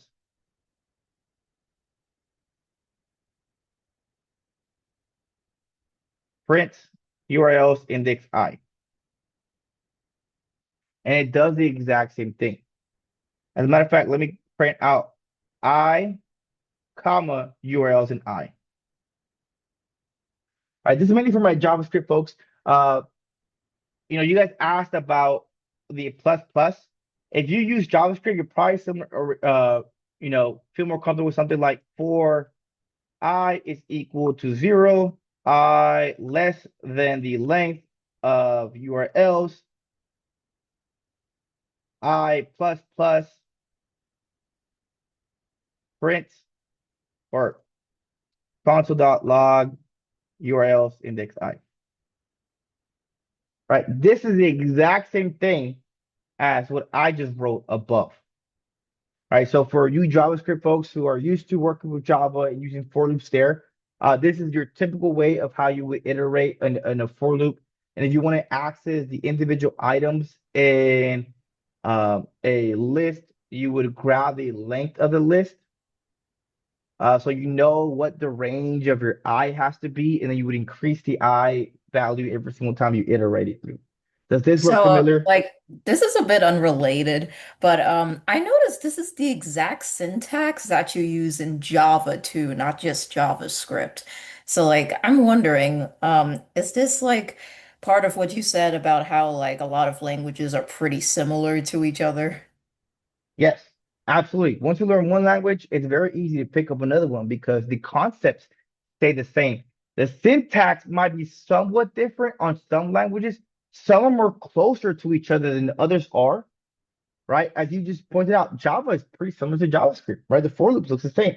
Absolutely. Right. JavaScript's for loops are a lot closer to Java's for loops. But there's other stuff that's similar in JavaScript that's closer to Python than it is to Java. So there's similarities. There's pros and cons to all of them. There's differences and similarities to each one of each other. But once you pick up one language, the other language is usually easier to pick up, which is why I believe no matter what language you start off, Python is a very user-friendly, super simple, easy language to start off with. Because if you want to expand your languages, it's very easy to pick up another one.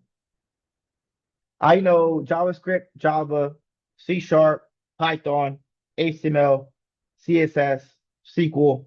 You will learn these as you go, but you can pick up all these languages on your own because they're very similar. Now, obviously, HTML, CSS are different than all the ones I just named out, even SQL, but these are all languages. Some of these concepts stay very similar. There's some similar concepts to each other, even for stuff like SQL. But uh, the concepts pretty much stay the same. Any questions? Awesome. All right.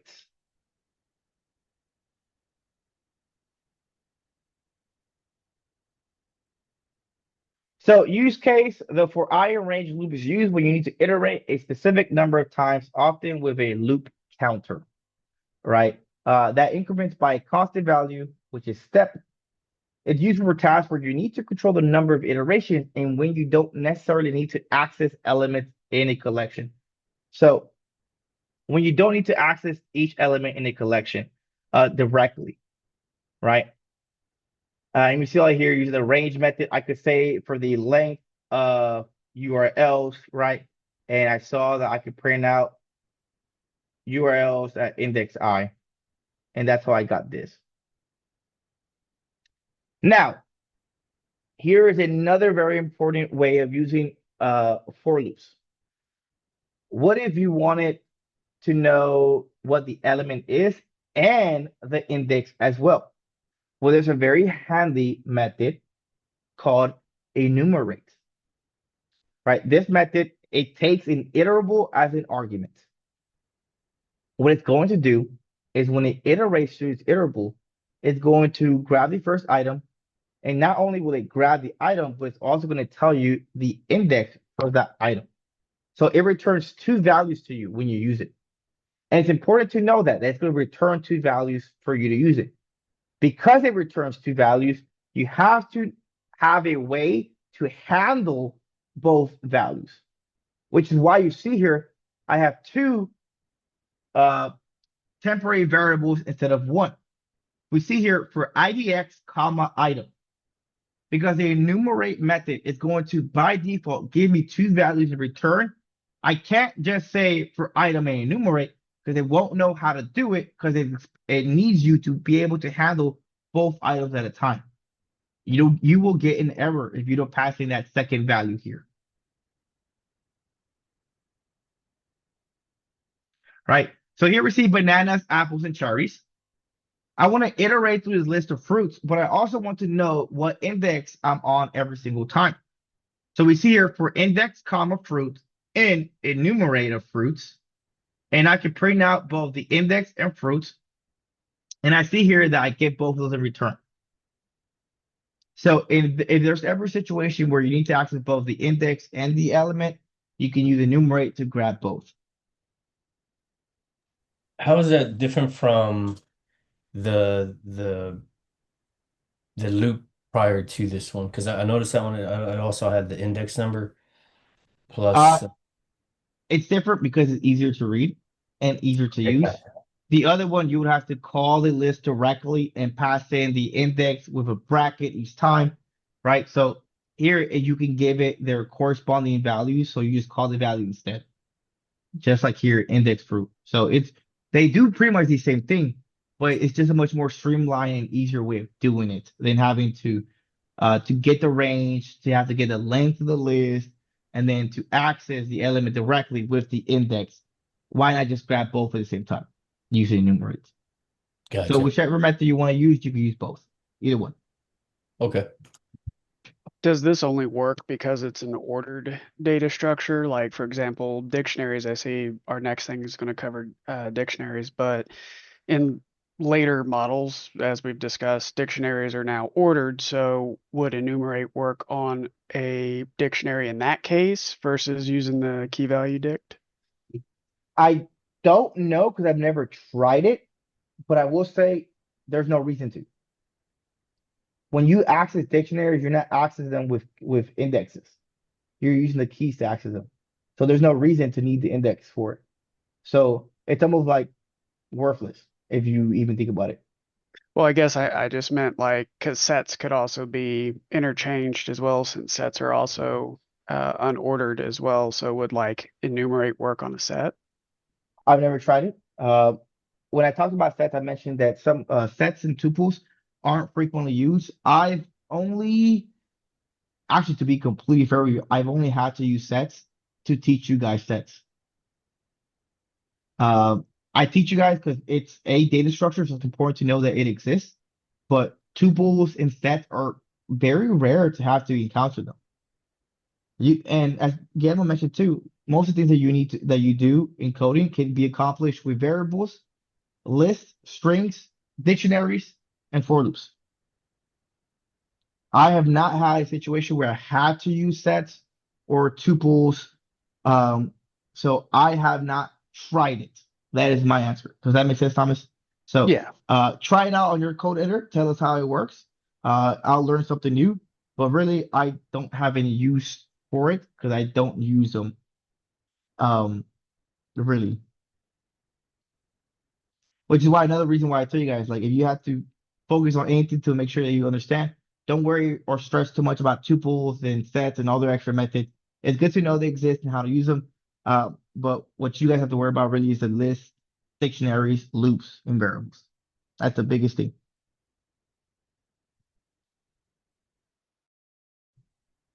All right. Um, so I don't know why this here for key value. I showed you guys this yesterday. Oh, I showed you guys because I just been showing you guys extra stuff. But you can loop through dictionaries as well, right?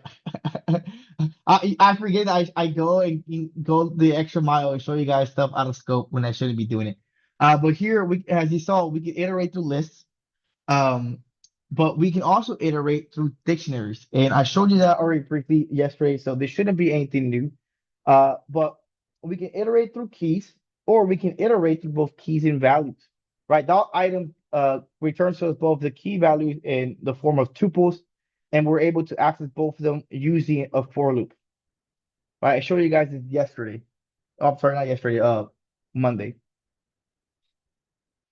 So not only can we iterate through lists, we can iterate through dictionaries. I'm not gonna spend too much time on this because we already did this Monday. Any questions? All right. So we've covered the for loops, and we have a couple ways of using them. Right, for I and X, which is iterating through an interval, grabbing each element. We can do for I and range to iterate through a range of numbers. We have the enumerate method as well to grab both the element and the value. And we can use for loops as well on stuff like dictionaries. Another one you didn't see here, which I've shown you before, but if you have the like a name, let's say it's Dante Handy.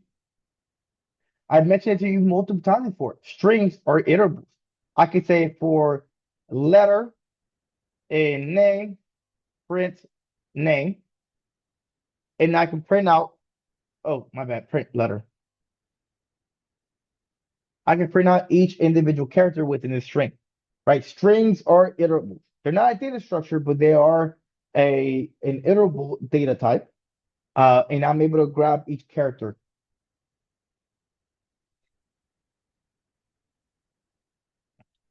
How would I check if the characters in Dante's name are vowels or not vowels?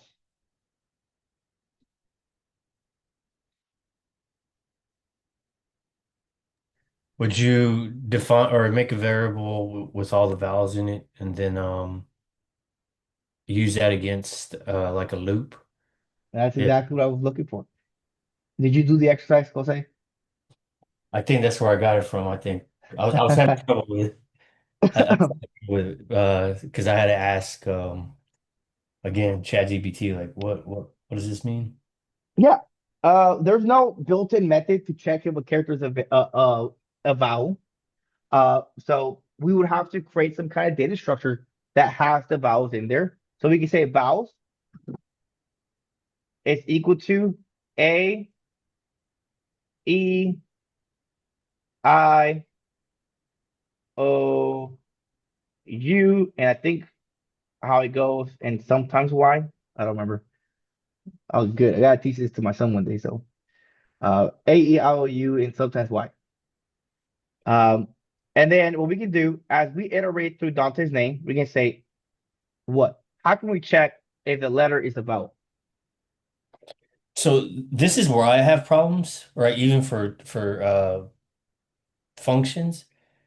And so I had to tell myself like how do I remember what to do on the next line? Because I can always remember, okay, if I start off a for loop, I'll say for item and what list or whatever.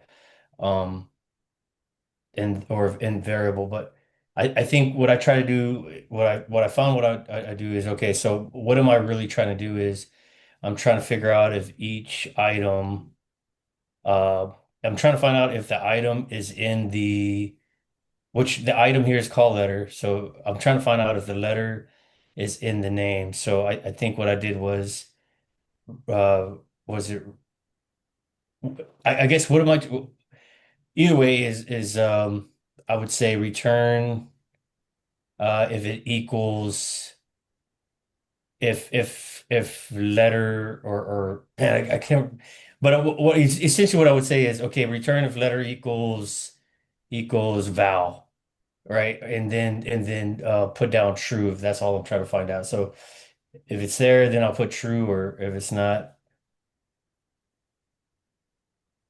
What am I comparing if I do this? oh, that's right. The parameters. So I would need a parameter to throw in there. So I guess an input, right? So would I say, would it be the parameter, or no, if it's already there, we're looking at vowels. So as far as how to type this one out, I don't know. So I guess if letter in vowel, or if vowel in, or yeah, if vowel in name, or You you almost had it. It took you a while to get there, but yeah. you got there. We can check if it's in vowels, right? You don't want to check because right now we have a for loop. We're grabbing each letter from Dante's name, right? Every time we grab a letter, we want to check, is this letter a vowel? How do I compare it to the vowels inside of the vowels list? What you do not want to do is say letter equals vowels, because here you're comparing the string of D, the first letter in Dante's name, to a list data structure. You're comparing a string data type to a whole list data structure, which is a data structure of other data types. These are two different things. Is quite literally comparing apples and oranges, right? So you don't want to do that. What we have, one of the concepts that we've talked about are membership checks. Can we check if something exists in something else? And we saw it earlier using the URL. So we can say if letter in vowels, right? This is going to grab that letter and it's going to check if it's inside of this list of vowels.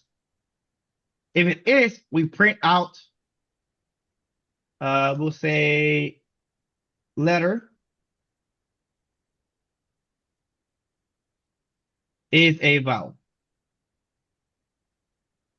If So it's not, I have a question. So when I was looking at this problem, I was initially thinking you have to do it with indexes. So could you also like show how to do it that way? sure, I'll show you right after this. So, which by the way, you don't want to do that because it's going to add more code to it, but I can show you. Membership checks works just fine.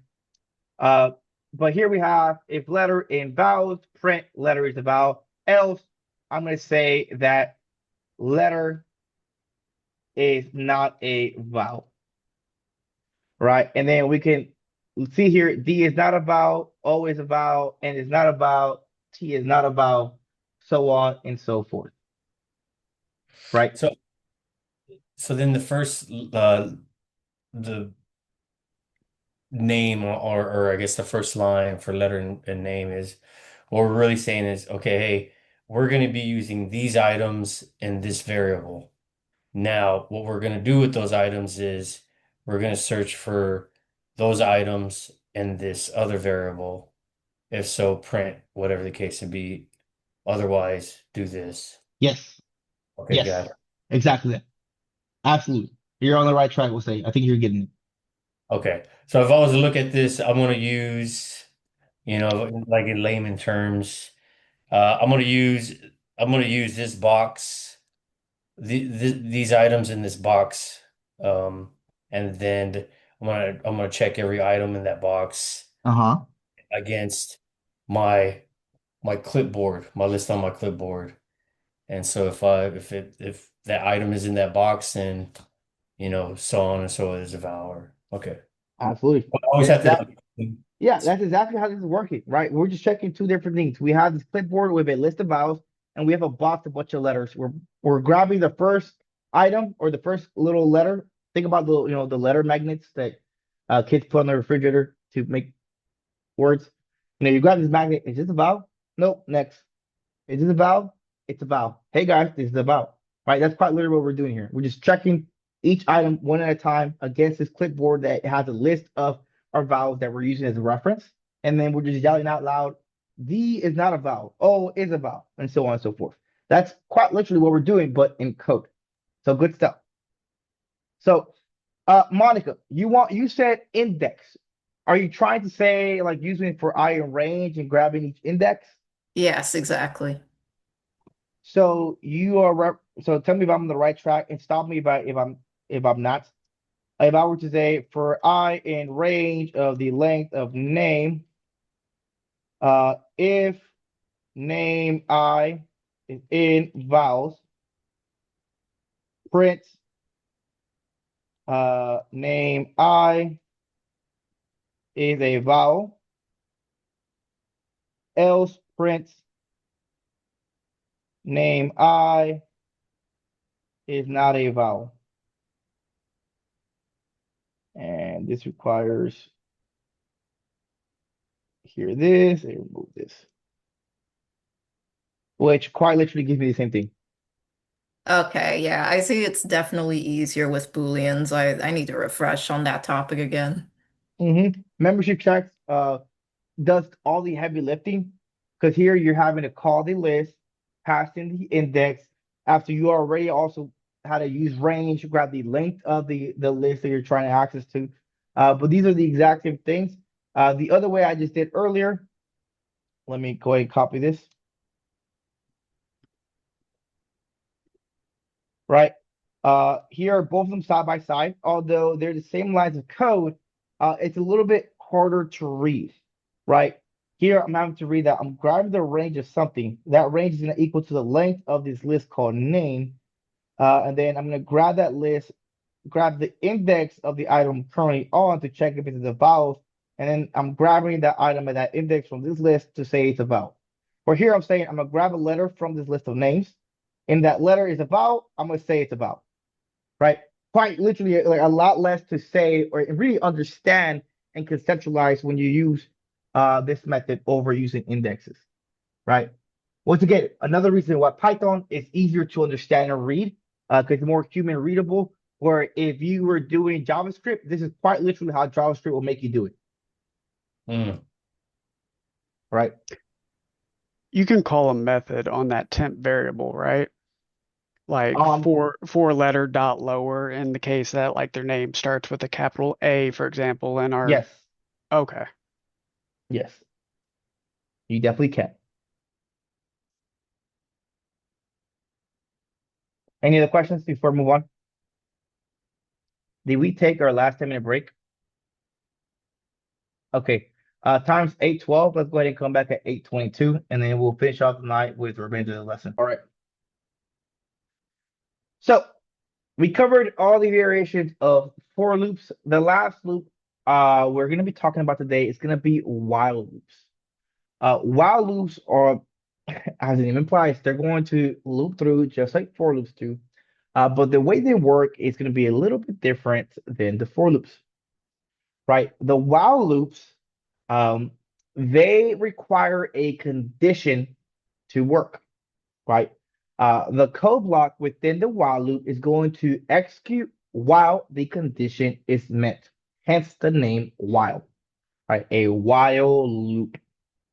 So the while loop repeatedly executes the code block as long as the condition being evaluated at each iteration is true. And then we're going to go ahead and jump straight into the example here. This is the first time that you guys are seeing a module or a library. But who here knows what the random module is? Is it for a random number generator? Right. Yeah, exactly that, right? The random module in Python allows you to generate a random number, right? It would kind of defeat the purpose for us to hard code a number if we were trying to quote unquote randomize something. So Python has its algorithm that generates a random number. To be complete fair with you, I think if you get actually to like the bare bones of the way it works, it's actually not random. But it's as random as it gets. But random allows us and gives us access to these built-in methods from Python that can generate a random number for us. And here they're utilizing it.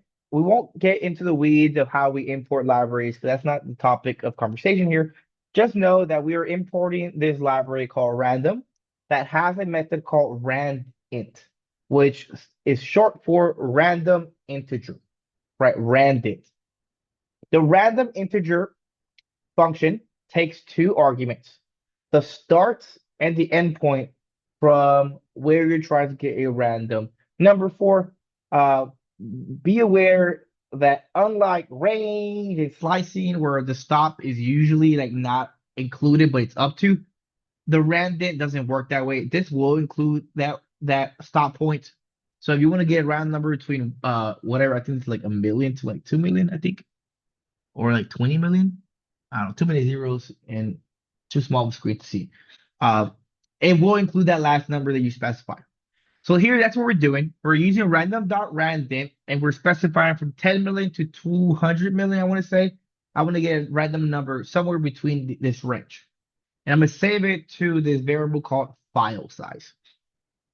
I'm going to create an empty, a zero variable, right, called progress, which is supposed to track the progress of, well, really, it's trying to replicate here is like, I think it's like the loading, right? If you guys, ever see like a loading bar in games and it's loading your game, it's kind of what it's trying to replicate here, or like the downloading feature. We're going to print out the initial file size that we start off with, and they're going to use a while loop to demonstrate how this while loop works. And the while loop is saying while progress is less than file size, which when this starts is going to automatically be less than file size, right? Because the lowest number in file size is going to be 10 million, right? That's what we specify for the random number. And progress by default is set to 0. So right off the bat, we know this will equal to true, right? So I know this will work. And that's something to keep in mind, that whenever you're creating your while loop, it's very important to understand how your conditional statement is working, because it can lead to a lot of errors and weird functionality, which we'll talk about in a little bit. But here, it's going to get to the while loop statement, right? It works just like for loop. You started with the for keyword. Here we start with the while keyword. And then we specify what the condition is supposed to be. While progress is less than file size, I want to do the following.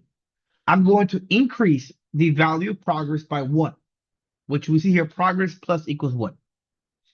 Afterwards, I'm going to do an if statement. If progress is equal to, which is the file size divided by 2 rounded, then I want to print out file is 50% full. So quite literally, it's checking if progress is halfway the size of file size, right? If so, then I want to print out that the file is 50% full, right? It's tracking the progress of the incrementation of progress. Once we get to 75%, we're going to print out file is 75% full.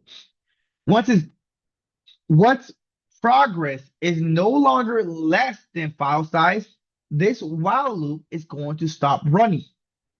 It's going to keep increasing progress by 1 as long as progress is less than file size. Now, it's going to take a while, not too long, but it's going to take a couple seconds. Because obviously progress has a long way to increase until it reaches the same size as file size. And we're going to be able to visually see how that works with these print statements. So I'm going to go ahead and press run. And, actually, it was a lot faster than I thought. But you saw there's a small, very brief delay. Very brief.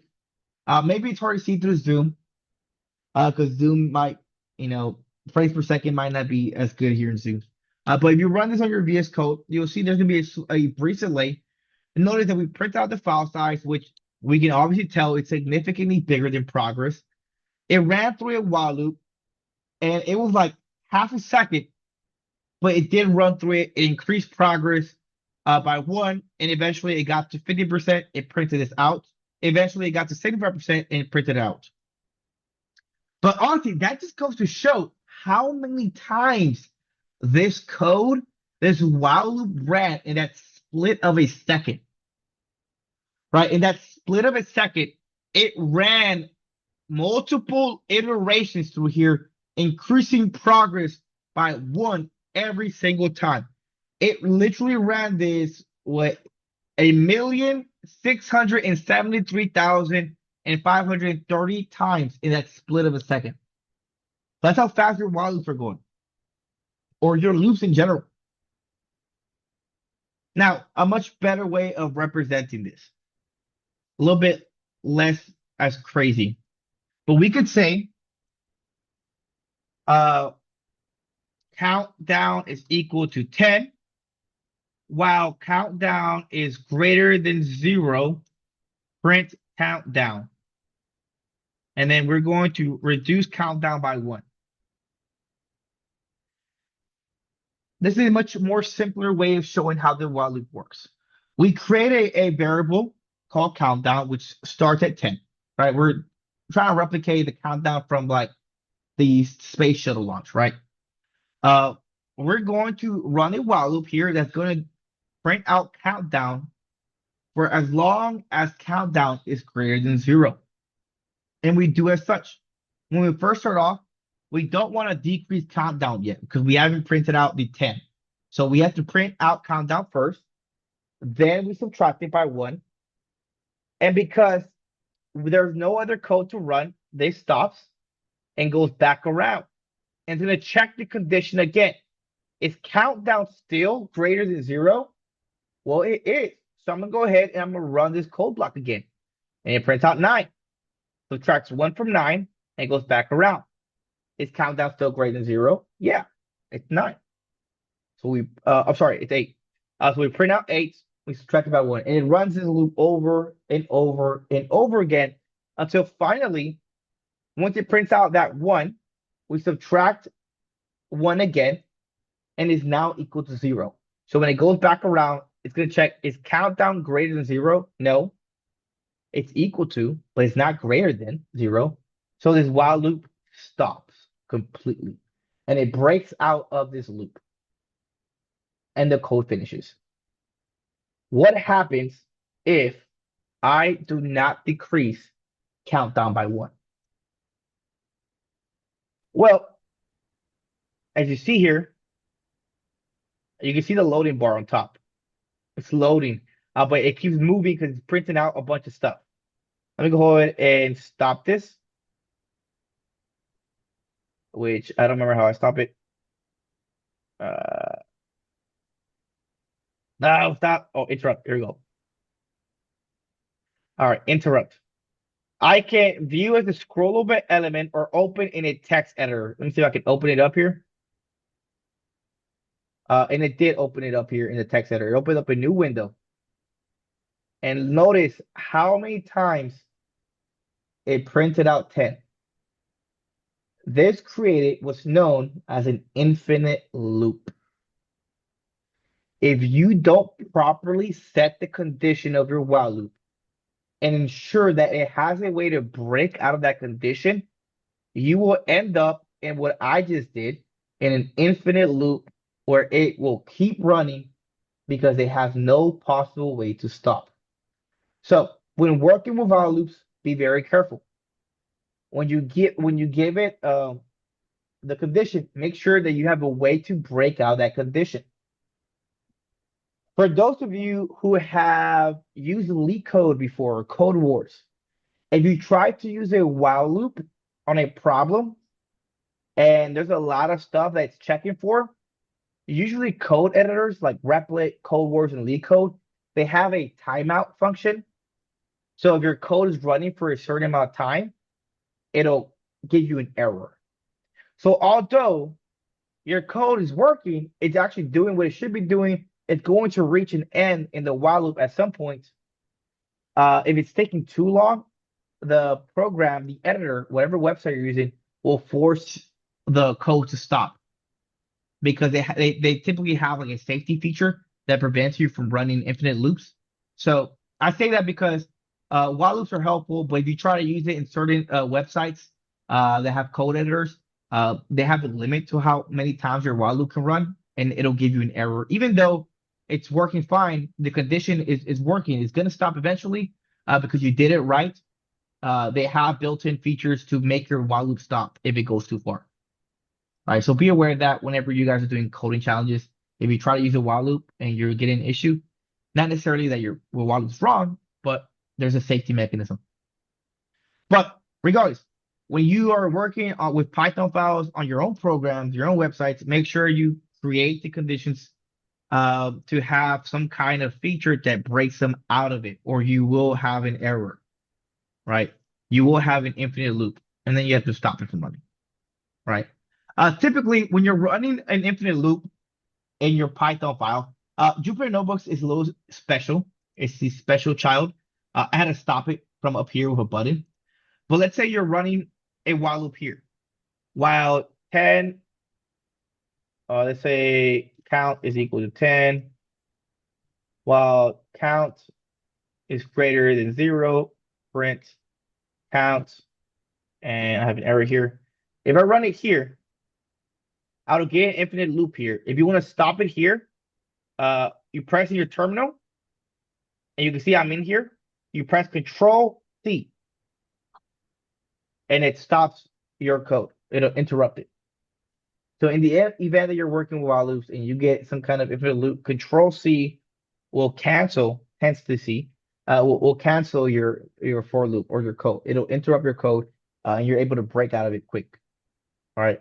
It won't. It's not going to affect your computer or anything. It's just annoying because it's just giving you a lot of information that you don't need. I heard a hot mic. Someone has a question.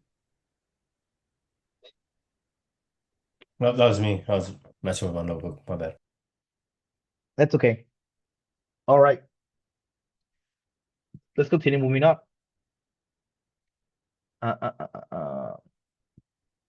All right.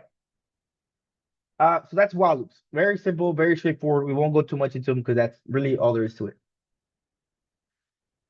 The next thing we're going to cover is going to be break and continue. So sometimes in your code, specifically in loops, right, there's events where maybe once, let's say I'm looking for a number from 1 through 100. I'm looking for a number that it could just so happen to be the number 30. If I already found the number, do I want to check the rest of the numbers? No, right? So we need a way to break out of a loop so we do not waste time iterating through other items in a list if we don't need to.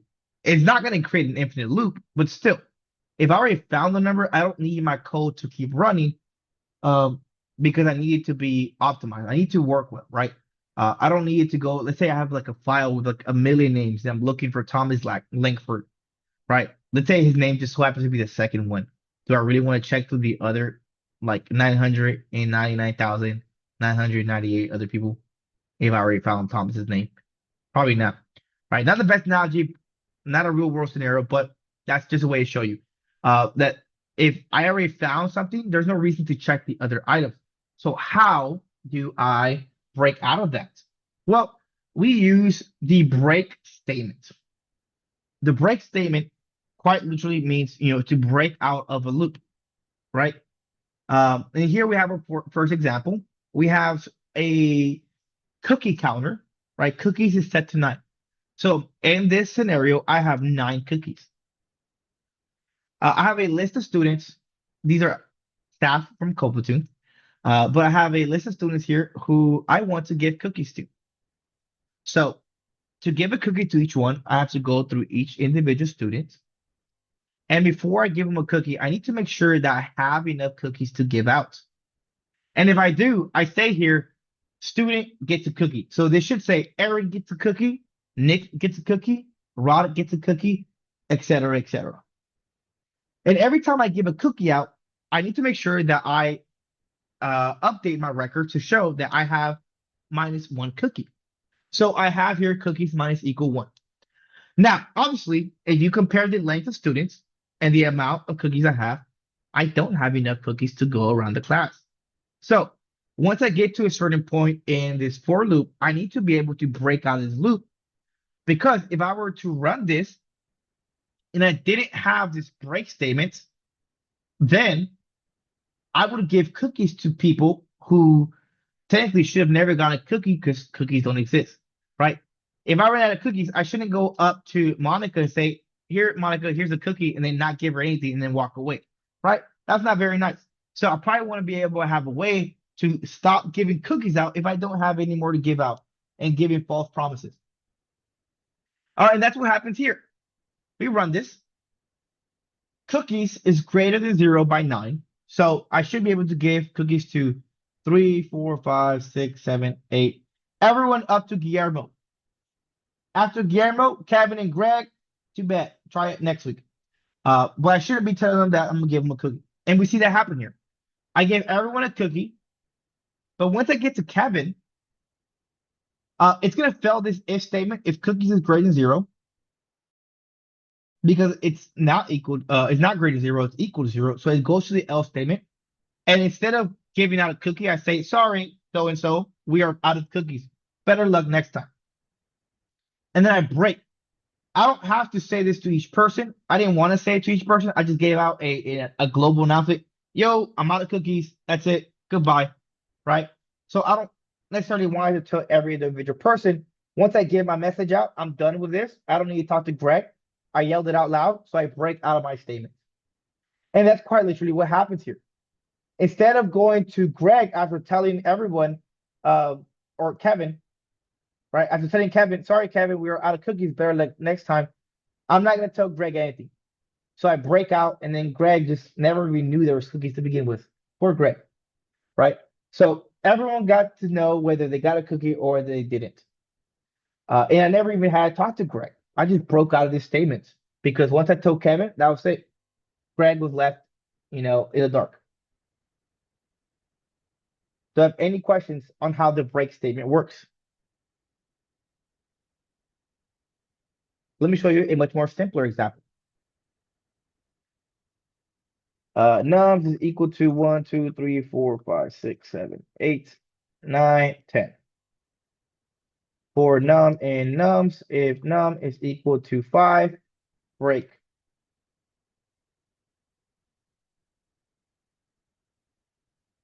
Else, print no. Right? We got the first item. Is it equal to 5? No. So we're going to go ahead and print it out. You do that to 2, 3, and 4.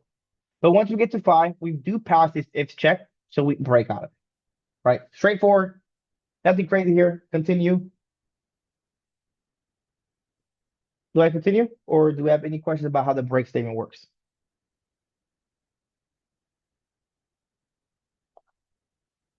Awesome.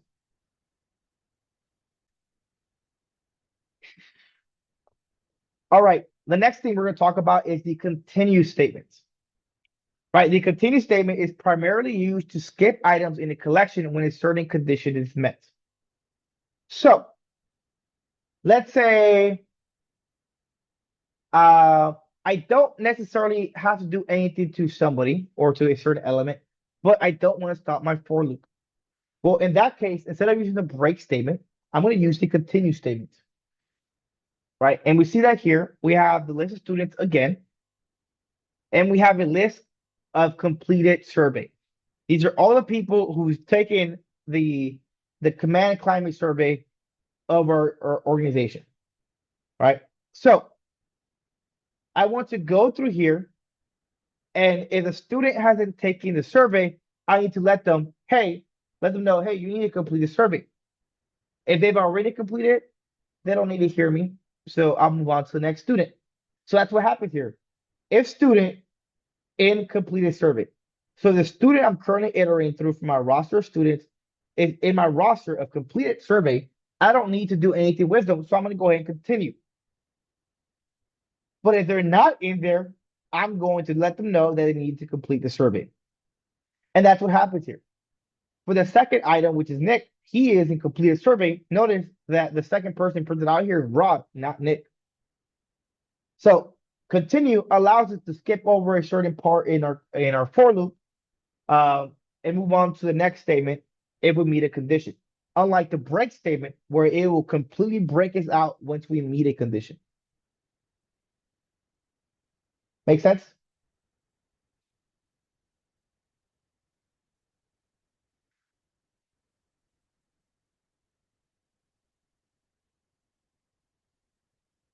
This example here is a little confusing. So here we have a list of all nums. We start a for loop in the range of 1 to 10,001. After each for loop, after each iteration, we append that number into our list of all nums, and notice that we're converting it to a string. So technically, it's a string of numbers. After that, we create an empty list called process nums. It has nothing inside of it. This is going to hold all the numbers that we have processed. So we start a for loop where we iterate through the numbers of the all nums list. And if 9 is in that number or 0 is in that number, I'm going to continue.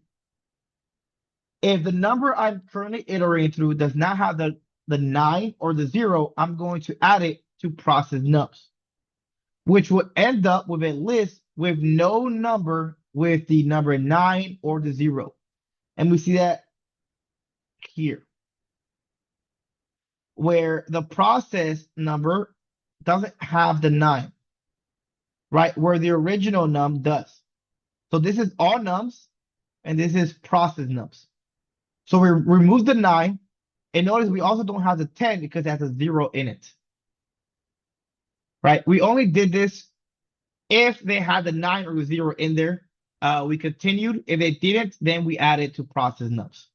So this is just another example of how you can use the continue statement to do one thing or another. We didn't want to add it to process numbers if they had a 9 or a 0. Therefore, we pretty much just filtered out this list of numbers to not have 9s or 0s. Make sense? Angel, you asked, so continue is a way to skip, pretty much.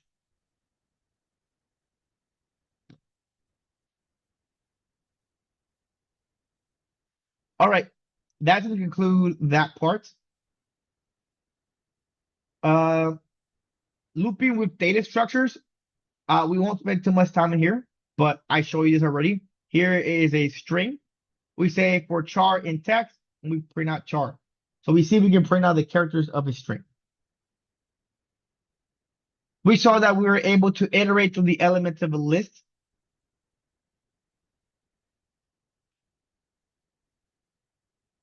You can iterate through the elements of a tuple.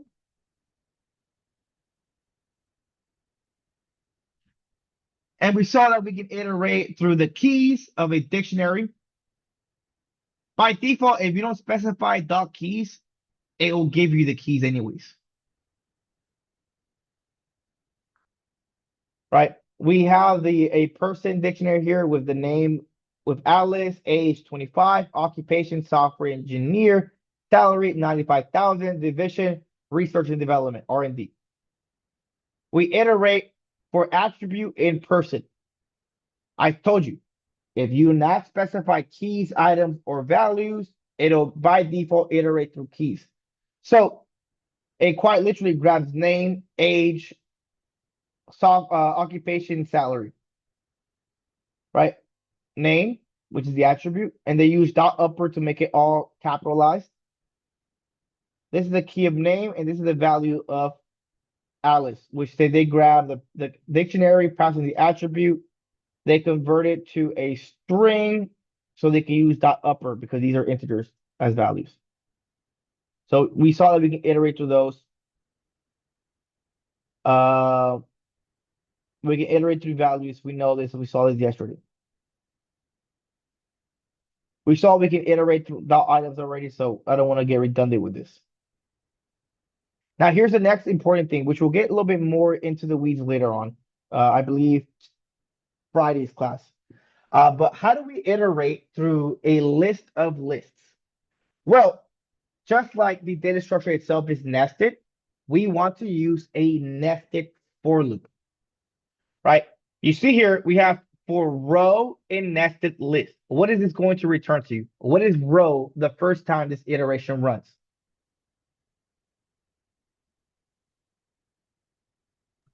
Okay, I kind of see. So row, if we think about it fundamentally, would be it's still item, right? So, but we're just calling it row. So I Right, mean, so the first row would be, or the first item would be the first set of the first element, I mean, first item here, which is the list. So right. row. 1, 2, 3. List 1, 2, 3. Yep. Yep. Now, the way that nested for loops work is that this nested for loop is going to start. It's going to say for row in nested list. So it's going to grab this one. While it has this list, it starts a nested for loop and it starts another iteration in here. And we say for item in row. Notice we said row, not nested list. We said row. The outer list grabs the first item. The nested list starts iterating through the item we're currently on. Mm. And then we print item out. Right? We see here that the first time this runs is going to grab the first list, 1, 2, 3. While we have this list, we're going to iterate through it, and I want to print out item for item in row. So it quite literally iterates through that list we're on, and it prints out 1, 2, 3. Once this for loop ends, which it'll end pretty quickly once it's done printing it out, then this first iteration is done. And then the outer for loop can move on to the next item in the list, which is the next row, 4, 5, 6. And then once we grab 4, 5, 6, we once again restart this nested for loop for item in row. This time, row is going to equal to this list right here, 4, 5, 6. We're going to iterate through that and print out 4, 5, 6. So to access items in nested lists, we have to first start an outer for loop, is what we call it, an outer for loop to grab the top level item, which is individual list at a time. Afterwards, at each iteration, once we have one list at a time, we're going to start a nested list to grab the items from that individual list. So each time we grab one list, we're going to run this inner for loop again. Right? This nested inner for loop runs for every single list we grab, which allow us to grab each individual item within each nested list. Does that make sense?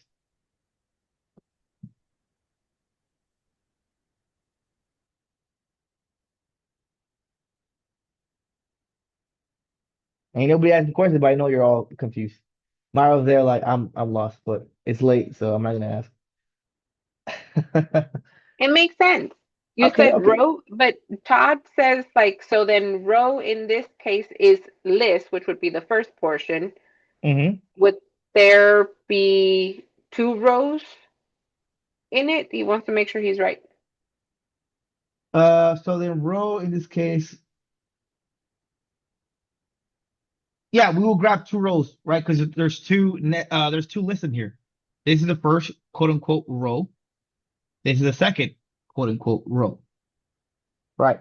The item, it's referring to the item inside these rows. This nested for loop is iterating through that row that we currently grab in the outer loop. Yes, Todd, And you are correct. so if we did a third row because it did the first one, it would grab that third row as well because it just repeats itself in a loop. Yes.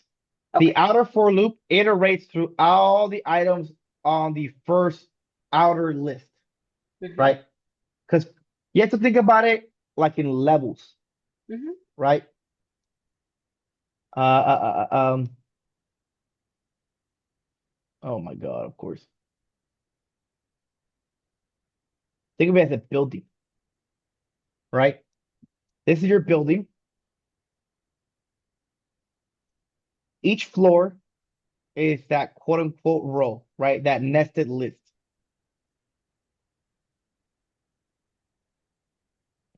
And each floor, we have rooms.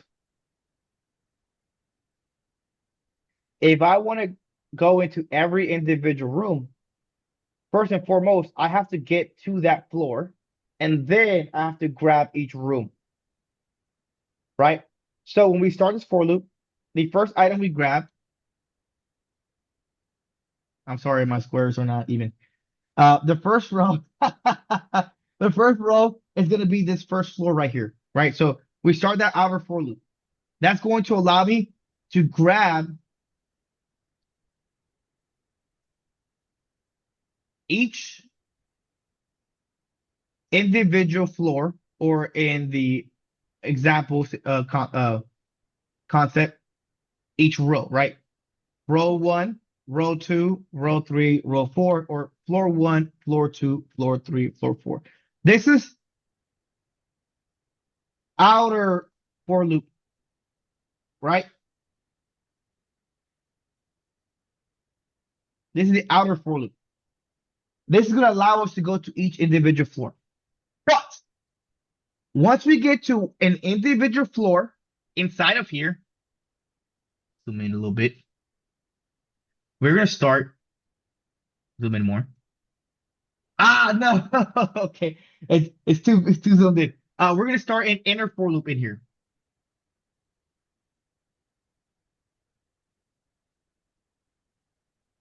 Right?